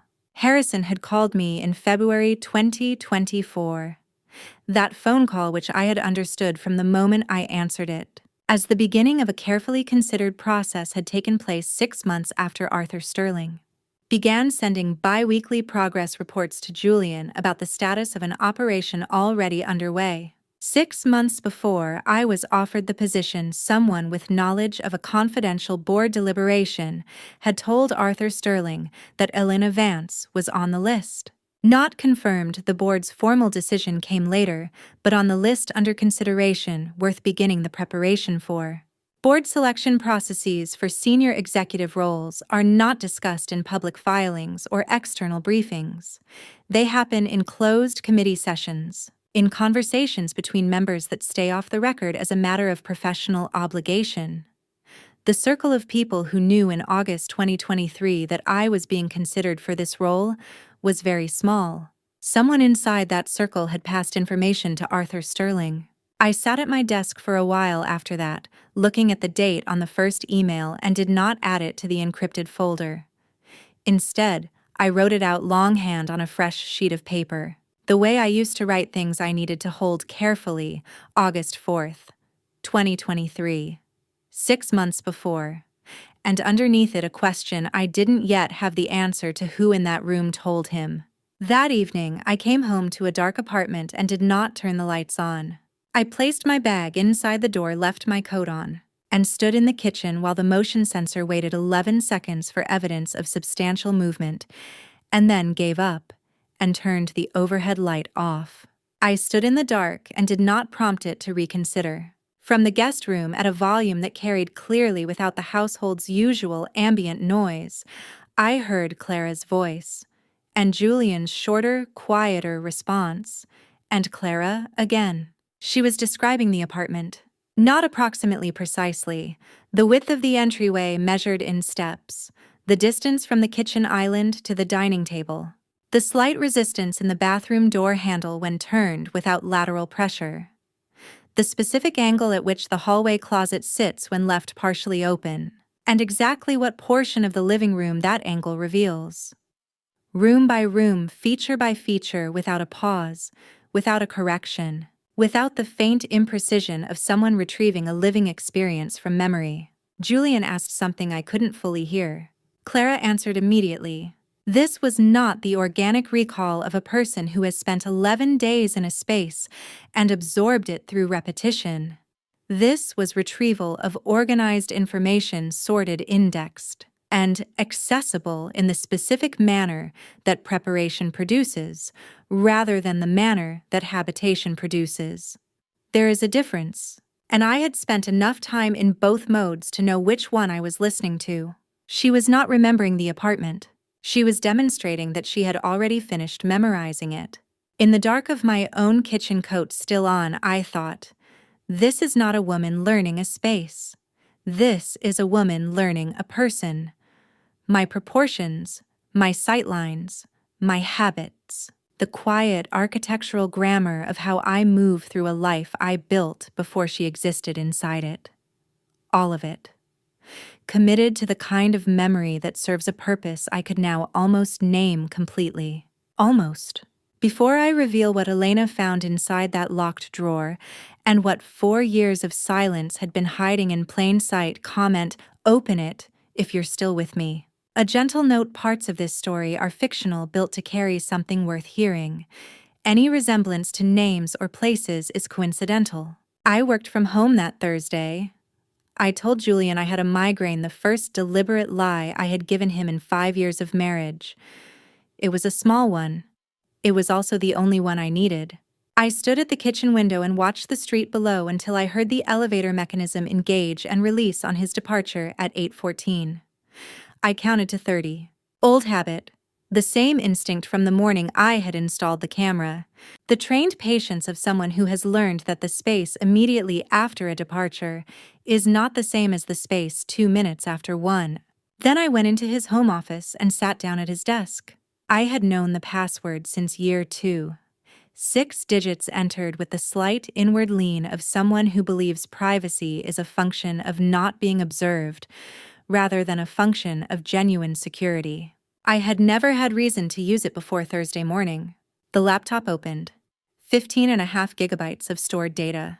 I mirrored it to my encrypted drive in 11 minutes and forwarded the copy immediately to the security address Harrison's IT director had set up during my first week as director. The receipt confirmation came back in 40 seconds. I closed the laptop. Then I opened the desk drawers. The bottom left one didn't move. A small cylinder lock, the key set I was looking for, wasn't on the desk surface, wasn't behind the monitor, wasn't in the pencil tray on the right side.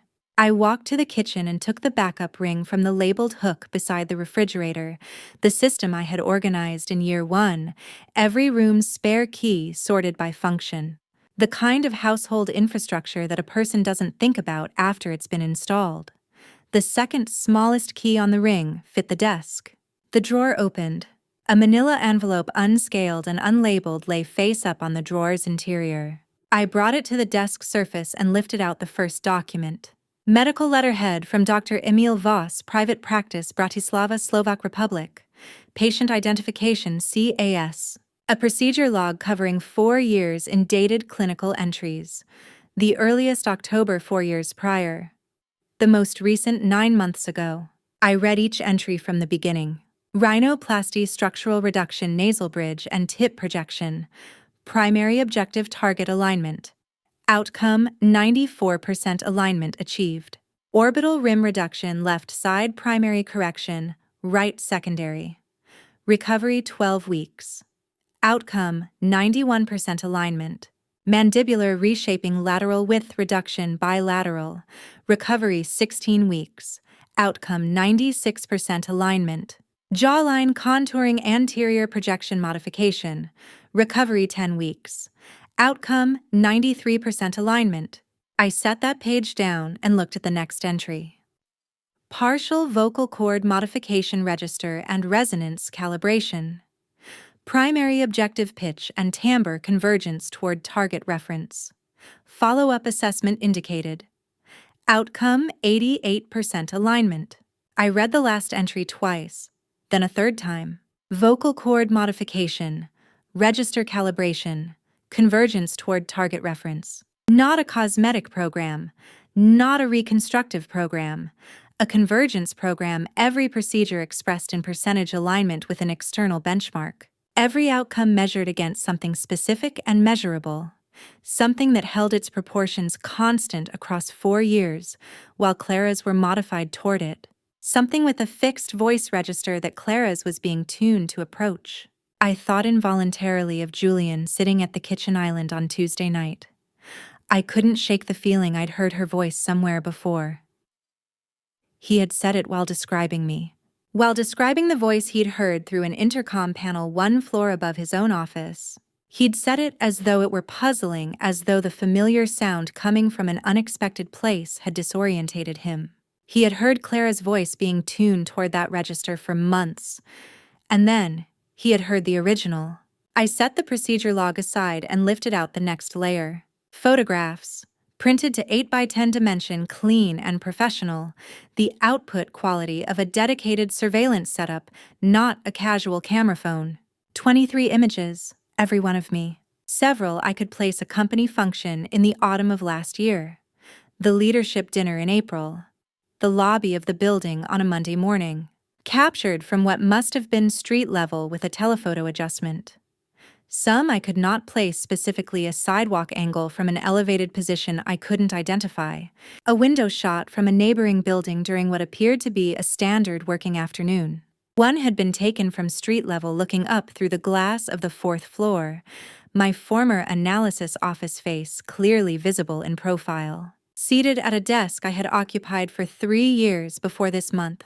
3 years of photographs, 23 of them, not one taken with any knowledge or consent on my part. I placed them face down in the same sequence I had found them and reached for the final document in the envelope. A software printout. The header identified the application as a facial mapping and structural analysis tool used in reconstructive surgery planning. 2 face models overlaid labeled in clinical shorthand as reference and CAS. Below the overlay, a progress table. 4 rows. Year 1 divergence 34%. Year 2 divergence 22%. Year 3 divergence 14%. Year 4 divergence 7%. I looked at the final number for a long time. 7%. The number performed its connection without effort or ceremony. I could see without closing my eyes exactly what I had been watching on my phone that Wednesday morning in the locked CEO office. Clara in the hallway in front of the gilt-framed mirror, my anniversary mirror. One arm extended, my headshot, held precisely at head height beside her reflection, holding the position for 9 seconds with the particular stillness of someone making an assessment rather than an observation. I had not been able to read her face from the camera's angle. I had not been able to see the comparison's result. I could read it now. She had been conducting a verification check, the same kind of evaluation that a surgeon and a patient conduct before a final procedure comparing current state to reference target. Running the measurement, confirming the number. 7%. Close enough that the remaining procedures could be calibrated with precision. Close enough that, without foreknowledge of what you were measuring, you would not immediately understand what you were seeing. At the very bottom of the envelope's contents beneath the overlay printout was a half sheet of notepaper. I recognized the handwriting before I read the words. The angle of Julian's capital letters, the lazy outward lean that had always looked to me like a physical expression of his relationship to effort. Final phase ready. 3 words. No date, no signature, no context that required either. I returned each document to its original position in the stack. Return the stack to the envelope to the drawer, locked it, and returned the key to its labeled ring in the kitchen. Exact positions, not a degree off. I walked to the hallway. The motion sensor registered me and lit the corridor. From the guest room, very faint, came a low sound, not quite singing, more the comfortable, private hum of someone settled deeply into a space they don't fear. The hum of someone who already knows where everything is. I stopped in front of the hallway mirror. My own face looked back, the face that appeared in 23 surveillance photographs in the reference field of a mapping analysis in the target column of a 4-year procedure log. A face that had been documented, measured, and approached by calculated degree, while I was building a case and running a company, and believing until approximately 90 seconds ago that I understood the full scope of what I was dealing with. I looked at my reflection for a long time. Then I looked at my hands. They were not entirely still, not shaking, nothing visible or dramatic. But a low-frequency involuntary tension had entered the muscles in a way that no controlled decision had produced. The kind of physiological response that arrives when the analytical frame has processed something to its conclusion and the body registers the conclusion before the mind has finished formulating a sentence about it. Not fear. Something colder than fear, and more specific, the sensation of standing at the point where the word unbelievable runs out of ground to stand on. I was back at the locked home office door, both bolts engaged, when the phone rang. Harrison's IT director, the one who had received the laptop copy 3 hours earlier. His voice carried the deliberate, flattened quality of someone reading from a prepared note rather than speaking spontaneously. Director Vance, we've completed initial decryption on the files. A pause exactly long enough to indicate that what followed had been considered carefully. I think you need to come in tonight. There's a document here separate from the financial records, separate from the communication logs. Another pause. It has a name on it. Your name on it. Your full name and a date. Harrison had cleared the floor. I arrived at the sub-level 2 card reader at 8:47, and the corridor beyond was empty in the specific way that means someone in authority has made a deliberate decision different from the ordinary emptiness of an after-hours building, which is passive.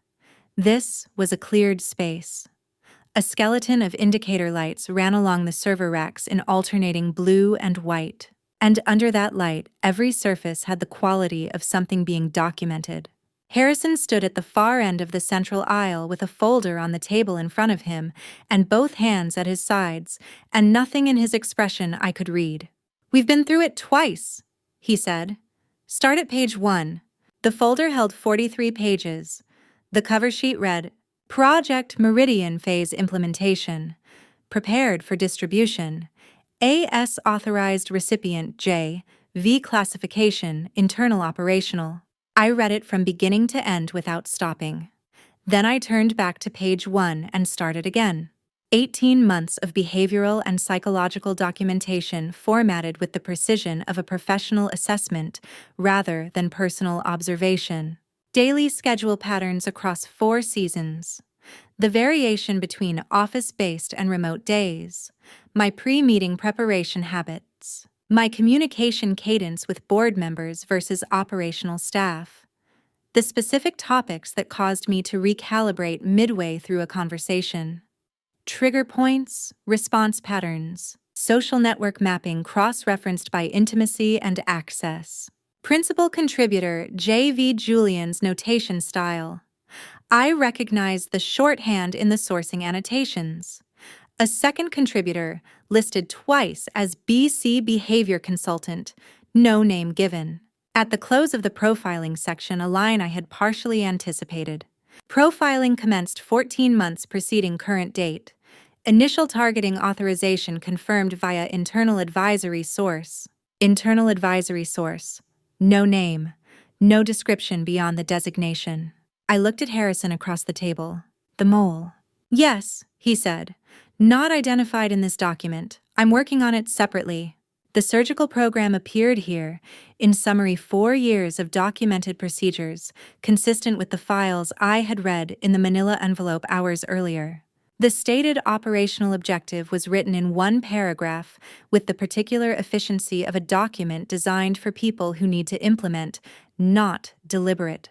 Convergence target functional deception threshold.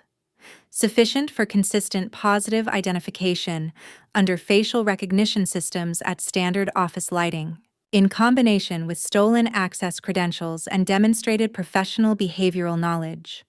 Perfect physiological replication is not required and is not feasible. Functional operational deception at the professional environmental level is the applicable standard. One section below, an explanation for something that had been evident but unnarrated in plain language until this moment. Extended domestic proximity to subject during final preparation phase is required for real-time behavioral calibration, resolving the gap between visual and behavioral convergence. Subject's household partner JV must maintain an intermediary position to prevent sustained direct interaction between CAS and subject that would expose convergence limitations. Julian. Between Clara and me at every dinner, between Clara and me in every room, every exchange, all 11 days. Not carelessness, not affection.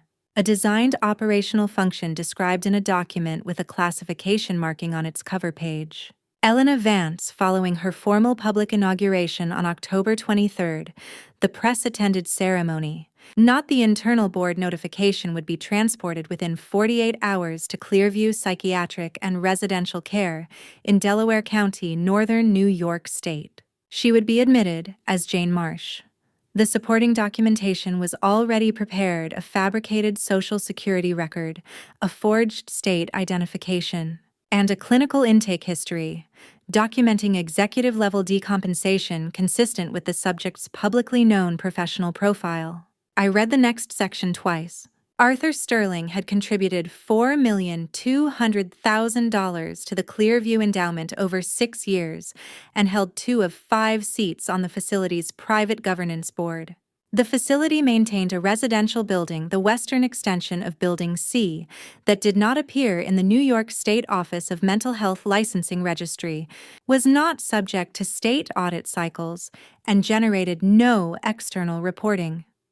Patients admitted to that wing were not enumerated in the facility's public census or any connected database. They did not, in any legally accessible sense, exist. Jane Marsh had been pre-registered in Building C's intake system 2 weeks prior. Following the transfer, Clara Sterling would present a medical clearance, remove the bandages, and present herself at Vanguard Global's security perimeter with Elena Vance's stolen access credentials. Calibrated appearance and 6 months of behavioral pattern preparation. Julian Vance would announce publicly that his wife had chosen voluntary psychiatric respite due to the pressures of an executive transition. No physical event requiring explanation, no body. No visible crime, only a CEO who had, according to the people closest to her, reached her limit quietly and chosen to step back from the role. Clara as Elena Vance would move within days. An emergency board resolution, Arthur Sterling's motion, seconded by his second governance contact at Clearview, would authorize a restructuring transaction. Elena Vance's signature, produced by Clara, would release $15 million to foreign-held accounts registered under Arthur's network of entities. An announcement of Elena's resignation for medical reasons would follow. Arthur's designated people would assume oversight during the transition. Harrison set down the last page and turned to the financial appendix, separating out a single 3-paragraph section. It referenced the irrevocable trust, specifically a clause within the estate instrument in the event of the beneficiary's death within 10 years of any formal executive appointment. The full trust value would transfer to a designated charitable endowment, not to any individual heir or surviving spouse. Julian had identified this clause approximately 2 years into the marriage. The entire operational design had been constructed around it. I looked at the document in my hands and then at the blue light running along the server racks and did not speak for 2 minutes. Harrison stood on the other side of the table and waited in the way that people wait when they understand the silence is doing necessary work. "They need me to disappear," I said. "Yes," Harrison said. "Not die. Disappear and stay disappeared long enough for the extraction to complete." The clause my grandmother put in the trust. The one Marcus had read me the specific language of in his office with his glasses off. That's the reason I'm in this room right now instead of having been in a different kind of incident 2 years ago. Harrison didn't confirm it. He didn't need to. I closed the folder, set it on the table with both hands flat on the surface.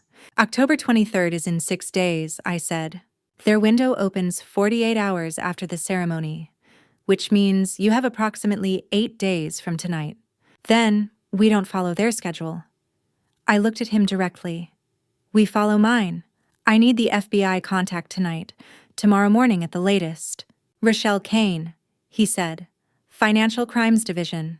She is exceptionally thorough and she owes me a conversation." "Good." I picked up the folder. "One more thing. The building security system access parameters credentials every camera position. I need it rebuilt from the ground up. Done through proper authority channels so nothing about it is procedurally questionable." Harrison held my gaze for a moment. "I'll have it ready by morning." I took the folder and walked to the elevator. I drove home through the dark with both hands on the wheel, and for the first time since I had stood in my own doorway 10 days ago and looked at someone else's shoes on my floor, all of it had a single coherent shape. A threat with exact dimensions is a threat you can build a plan around. I had spent 4 years constructing things from inside a marriage that Julian had never looked at carefully. The trust document, the encrypted evidence folder, the camera in the smoke detector. The patience of a woman who had been collecting since year 3, while appearing from the outside to simply accept what was happening to her. He had spent 14 months building a plan to erase me. I had been building mine considerably longer. Julian's household calendar listed a client appreciation event with an end time of 9 o'clock. The kind of social obligation whose margin is soft by design, where 30 additional minutes generates no explanation. He had left the apartment at 6:45, with a jacket he had pressed that morning and the particular, careful quality of movement that belongs to someone going somewhere they still need to perform for. I opened Clara's door at 7:22. She was where she always was in the evenings, the chair beside the window, hands in her lap, the bandages white and complete. The posture of someone whose entire existence in a room is a sustained physical choice. I took the chair from the corner of the guest room, carried it across the carpet, and set it directly opposite her. I sat down with my hands folded. The lamp on the side table was the only light. "Clara," I said, "I know you can see me." Her hands did not move. I watched you walk the length of this hallway in complete darkness without your hands touching the wall once." I kept my voice at conversational volume. There was no reason to raise it. "I watched you reach for a glass on an overhead shelf and pour without hesitation, without any of the locating movement that a person without vision makes before contact. And I watched you hold a photograph of my face up beside your own reflection in the hallway mirror for 9 seconds at exactly head height, while you assessed the comparison. The texture of the room's silence changed not through sound, but through the quality of her stillness, the way a thing that has been deliberately held begins to cost more than it's worth." I leaned forward. I removed the bandage from her right eye with one hand, then the left. A single continuous sequence. She did not turn away or resist. The performance was already over. The prop was all that remained. Her eyes opened and looked at mine. I sat back and observed. Not identical. My analytical process produced that first, and I let it stand without revision. Not identical, but drawn from the same underlying source. The cheekbones were mine. Not approximately mine, not reminiscent of mine, but mine in the specific dimensional and angular sense that can be documented, measured, and reproduced with sufficient technical precision. The mandibular angle, the orbital socket proportions, the way the upper facial third distributes its weight against the lower two-thirds. All of it had been reconstructed from 23 surveillance photographs, from a 4-year procedure log, from a software program whose divergence table I had read 48 hours ago in Julian's home office. 7% remaining. At this distance, in this light, I could identify what was foreign to the structure, if I was specifically looking for it. In a boardroom, at a conference table, in the lighting of a corporate building, with the right application of the same makeup I wore, and my access credentials on a lanyard, no one inside that building would be searching for what I was looking at now. They would be looking at a CEO walking toward them with a familiar face, and the human brain does not audit familiar faces. It confirms them. 11, I said. Her expression had resolved into something I hadn't seen across any of the previous 12 days. Not fear, not apology. The specific cold precision of someone who has stopped performing and is now simply present. 11 procedures, she said. Over 4 years. Does it hurt? I said, becoming an approximate version of someone else. She tilted her head. A small considered angle, a fraction of a degree, weighted with the specific quality of examining a question before returning it. I recognized the gesture before I recognized that I was recognizing it. Does it hurt? She said, knowing that someone invested 4 years and a considerable sum into replacing you. That seems like the considerably more interesting question of the two. It was not an unintelligent response. I noted it accordingly and moved on. Julian isn't doing this because he hates me, I said. Julian has never experienced a feeling about me with the necessary intensity to support hatred.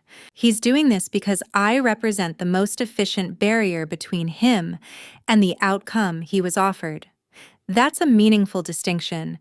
It means he's been operating from calculation, which makes him useful to the people who are actually running this operation. It also means he's been running the calculation incorrectly for 14 months. Clara said nothing. Her expression remained controlled. Then she tilted her head again, the same angle, the same weight of consideration, the same small gesture. The second time in 4 minutes. She had practiced it so many times over 4 years that it had become involuntary. She had taken a mannerism of mine and rehearsed it past the point where rehearsal is the mechanism. It had become muscle memory that activated when she was assessing which was at this moment precisely what she was doing with me. She was looking at me and using my own posture to think about me. That was the most unsettling detail of the entire conversation, and the conversation had several to choose from. We've done this before, she said. Different city, different woman, a smaller scale. The structure has never failed at this stage. I looked at her for 2 seconds. There's a first time for everything. I stood. I walked to the door. At the threshold, I stopped, not fully turned, only enough that my voice would carry back into the room without requiring her to see my expression. In every previous version of this, Clara, you were the most dangerous person in the room. I need you to understand that the same does not apply here. I walked out and pulled the door shut behind me.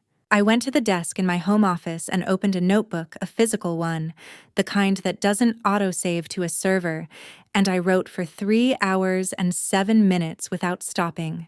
12 pages. The complete sequence, the evidence chain in chronological order, the legal exposure by person and statute, the precise steps of the security protocol Harrison had confirmed, and at the end, a single question that had only one person in the world capable of answering it correctly. The person whose answer, if it could be obtained through a structure that left no room for deflection, would close the last gap in the case. I typed 2 files from the notebook, one to Harrison's secure address, one to Marcus Webb. I sent both before 11:45. Then I closed the laptop, turned off the desk lamp, and went to bed. For the first time in 14 days, I did not lie awake monitoring the apartment's sounds or running a mental inventory of open edges. I had made my decisions. I had distributed the relevant parts to the relevant people. The plan existed outside my head now, which meant the part of me that had been holding all of it suspended since the night of October 7th could finally stop. I was asleep within 4 minutes. I did not wake until the alarm. I spent that weekend the way I have always spent the evening before, a difficult presentation, not rehearsing language, but stripping everything down to the minimum that cannot be improvised, that cannot fail, and that must happen in exactly one sequence. Saturday morning. I signed the divorce filing and the emergency injunction in Marcus Webb's office, while he watched with the particular expression of someone confirming a conclusion they reached some time ago. The process server reached Julian at 9:14. By 9:17, my phone was ringing. I redirected it to voicemail and sent Marcus one-line route all contact from Mr. Vance through your office. The injunction specified Julian vacate the apartment by October 22nd, one day before the public installation ceremony. The court granted it before noon. I took the subway to 26 Federal Plaza that afternoon. Rochelle Kane was approximately 40. With the quality of attention that develops in people who spend a career identifying the gap between what someone says and what the documentation behind them actually reflects. She read through the complete package without interrupting herself, then went back and reread 3 sections. When she set the folder down, she looked at me across the conference table with the specific expression of someone who has just been given something she knows is rare. Wire fraud, embezzlement of federally regulated instruments, federal insurance fraud, with the original hospital record directly contradicting the claim, conspiracy to commit kidnapping, identity fraud, securities fraud. A pause. Every element sourced, time-stamped, and cross-referenced. 11 years in financial crimes. This is the most complete case package I have received. Then we move immediately, I said. Not yet. She turned to the Project Meridian section. To survive every pre-trial challenge from a defense team of this caliber, we need an overt act on the record. What we have establishes intent and preparation at extraordinary depth. But intent documentation, however thorough, gives their lawyers room. Intent combined with an attempted execution, Clara Sterling presenting stolen credentials at a secured federal building entry point, while actively posing as another individual that is unassailable. She tapped the Phase 3 timeline. We need them to walk through that door on Wednesday and attempt Stage 3. The moment those credentials cross the security threshold, the case is complete. You need me in that building. We will have agents at every entrance. You will not be unsupported for 1 second. I looked at the timeline. I know how to be present in a building without being the visible point of entry. I said, tell me the protocol. We spent 90 minutes on it. Sunday morning, Harrison signed the chairman's emergency security protocol authorization, a governance instrument within his unilateral authority as board chair, reserved for confirmed breach situations. The directive moved to the CISO under the designation Chairman-Directed Emergency Authentication Upgrade, which was accurate in every particular. The CISO implemented a third authentication layer at every executive floor entry point. Alongside the access card and PIN, both of which Julian had copied and Clara had memorized, a cognitive verification prompt now appeared at the terminal. The prompt drew from a sealed database of 500 questions that Elena had loaded directly through an encrypted interface during a 30-minute session that morning. The CISO could confirm the database had been loaded and locked. He could not access the contents. No one could except the person who had written all 500 of them. They were not factual questions. They were drawn from specific experiences, specific professional moments. and specific personal memories that existed only in the accumulated record of one person's lived history. The kind that 18 months of behavioral profiling cannot prepare for, because the knowledge required to answer them is acquired through having been present, not through observation of someone who was. System will be live at 1800 mAh, the CISO confirmed. I nodded and went back upstairs. By the time I returned to the apartment Sunday evening, Julian and Clara had already gone ahead of the injunction's Tuesday deadline, which was not a surprise. The guest room was empty. The closet had been cleared. The apartment held only its own sounds. I walked through each room with one light on at a time, one hand trailing along the surfaces. The kitchen counter, the door frame of the home office, the bedroom windowsill. Not sentiment inventory. Confirming that what I was moving through was still exactly what it had been before anyone else had moved through it. At 11, the CISO's confirmation arrived: cognitive verification active since 1800. System performing nominally. I set the phone down and went to turn off the guest room light. The mattress had been stripped. In the center of it, placed face up with a precision that was not accidental, was my professional headshot, the one that had lived on the hallway display shelf. She had taken it from the shelf when she packed. She had not taken it out of the apartment. She had moved it across the apartment and left it here, centered on the mattress, looking up at the ceiling. The meaning was legible. She had studied my face long enough and carefully enough to feel she understood it better than I might have estimated. And she was telling me, in the only language available to someone who had just spent 12 days performing silence, that she still intended to test that understanding on Wednesday. I turned the photograph face down, turned off the light, went to bed. ACEO inauguration in the Standard Corporate Register is a celebration champagne on conference tables before 9 o'clock. A photographer moving through the lobby, name cards at precise placements, handshakes calibrated to communicate warmth inside professional constraint. The lobby of Vanguard Global had all of these on the morning of the 23rd. At every secondary entrance, it also had 7 agents from the FBI's Financial Crimes Division in business attire, with federal identification held inside their jacket pockets. I had entered through the loading dock on the building's east side at 7:30. Service elevator to 47. At my desk by 7:52. I waited. At 8:50, the conference room door panel on 47 registered a new entry, Arthur Sterling, who had spent 6 years and $4,200,000 constructing a very specific chair in a room he was nearly correct about occupying permanently.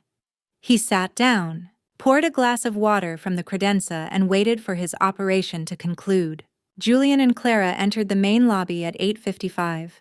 She was wearing a navy suit, the exact shade of the most formal piece in my wardrobe, the one I had worn to the board announcement in February, the one photographed rather more than she would have known at the time. The hair arrangement was mine for formal occasions. From 8 to 10 meters in standard lobby lighting, you looked twice. That was what 7% remaining divergence looked like inside a public space, the involuntary second glance directed at something almost, but not quite, resolved. Julian approached the security desk with the composure of someone executing a rehearsed sequence. "I'm accompanying Director Vance. She encountered a delay at the side entrance and asked me to begin the access process ahead of her. The guard was not one of our regular security personnel. He was one of Kane's." Access card. Clara presented the copied card. Lobby level accepted. PIN authentication. She entered the stolen sequence. Accepted. Additional cognitive verification required. Executive floor access. Chairman authorized security protocol active since October 20th. The terminal displayed verification prompt 047 of 500. The question was 11 words. It referred to a specific afternoon in a specific location that existed in exactly one person's recall, not as a fact, but as a moment. The kind of moment that cannot be reconstructed from surveillance photographs or behavioral analysis or 4 years of professional observation. The kind that requires, having been there. Clara read it again. Julian's eyes moved to her face. She typed something, pressed enter. The screen went red. A single clear, unambiguous notification tone, not sharp, not dramatic, just definitive, signaled an incorrect entry. The executive elevator column locked. The standard lobby elevator opened. I stepped out. Navy suit. Hair in the arrangement I favored for formal occasions because it was mine, not a copy of one. I walked at the pace I always walk at, directly toward them, and stopped at a distance of 6 feet. The lobby went still for 2 full seconds. For the first time in any space with witnesses, both faces were simultaneously visible in adequate light. The original and its 4-year approximation standing 8 feet apart with a full lobby between them. Employees, photographers, catering staff, and 2 board members who had arrived early, all of them looking involuntarily at the same thing. I looked at Clara. You had 1 chance in 500. I'm sorry to tell you, it wasn't the right one. I looked at Julian. Julian, this is Special Agent Rochelle Kane. Kane had moved from the left entrance as planned, badge visible at her lapel. She has a number of questions for you and for Ms. Sterling.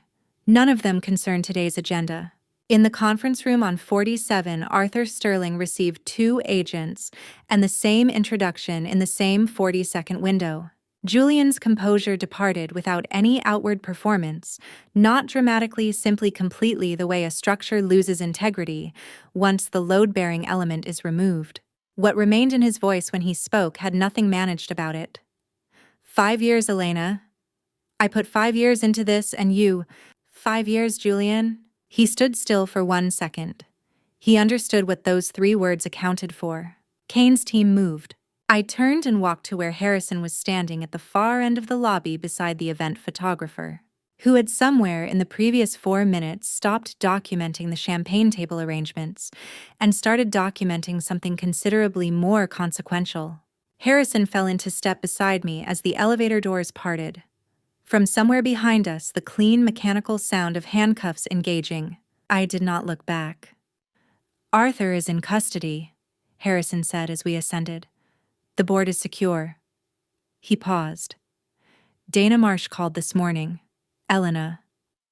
A different quality to his voice. She says 4 more, not 3. 4 additional companies, 4 other women, all of them willing to come forward. I watched the floor numbers change. 4 other women who had stood in a version of the position I had just stood in and had not come out of it with documentation, with time, with the specific combination of professional leverage and accumulated evidence that meant the information gap closed in their direction instead of the other one. The elevator reached 47. I stepped out and thought about how many of them hadn't had that. I spent 2 decades learning to reduce complex data sets to single clean numbers that tell a specific story. The weeks following October 23rd refused that kind of reduction. Each one was, in its own way, the most complicated data I had ever been asked to hold.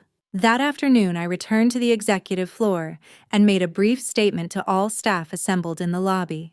The individuals responsible for the financial irregularities and federal violations had been taken into custody. Vanguard Global would cooperate fully with all ongoing investigations. Our operations would continue as planned. No extended remarks, no theater. I went back to my desk. The legal proceedings moved the way they move when the evidence has been complete for some time. Julian was charged on 5 federal counts: wire fraud, embezzlement of federally regulated instruments, conspiracy to commit kidnapping, identity fraud, and securities fraud. Projected sentencing range 12 to 15 years. Arthur Sterling faced securities fraud, racketeering, and conspiracy to commit identity fraud 10 to 12 years. His Vanguard shares frozen pending the criminal proceedings. Both board members he had managed inside the company resigned within the week. A third was terminated for cause. Clara cooperated with federal prosecutors within 48 hours of her arrest. Every name, every date, every financial trace for all 5 previous operations, including Dana Marsh's case in Boston, In exchange, a reduced sentence, a separate facility, and consideration for witness protection. Julian had spent 5 years constructing a plan to the final detail. The person at the center of it gave him up in 2 days. I noted that fact, set it down, and did not return to it. Tyler Ross was arrested separately on money laundering charges. Dr. Emil Voss became the subject of an Interpol red notice. In the 3rd week of November, Harrison identified the internal advisory source, a board member who had been feeding Arthur Sterling information about the CEO selection process for 14 months. He resigned before a formal charge could be filed, which Harrison told me was, in his experience, often how that particular category of betrayal ended quietly. With a severance package and a non-disclosure agreement, and without the clean conclusion that the situation deserved. Clearview Psychiatric's unregistered wing triggered a federal investigation, a suspended operating license, and separate criminal liability for its board. Dana Marsh's Boston case was formally reopened. 4 additional cases, women in Philadelphia, Atlanta, Seattle, and Toronto, received the same status. All of them, eventually, got the call they had been waiting for. Some for 3 years, some longer. Marcus Webb completed the divorce proceedings in November.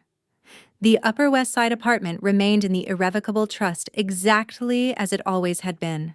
Julian's personal assets entered civil forfeiture proceedings. The paperwork took considerably less time than the marriage. 3 weeks after October 23rd, my phone registered an incoming call from a federal detention facility. I answered. Elena.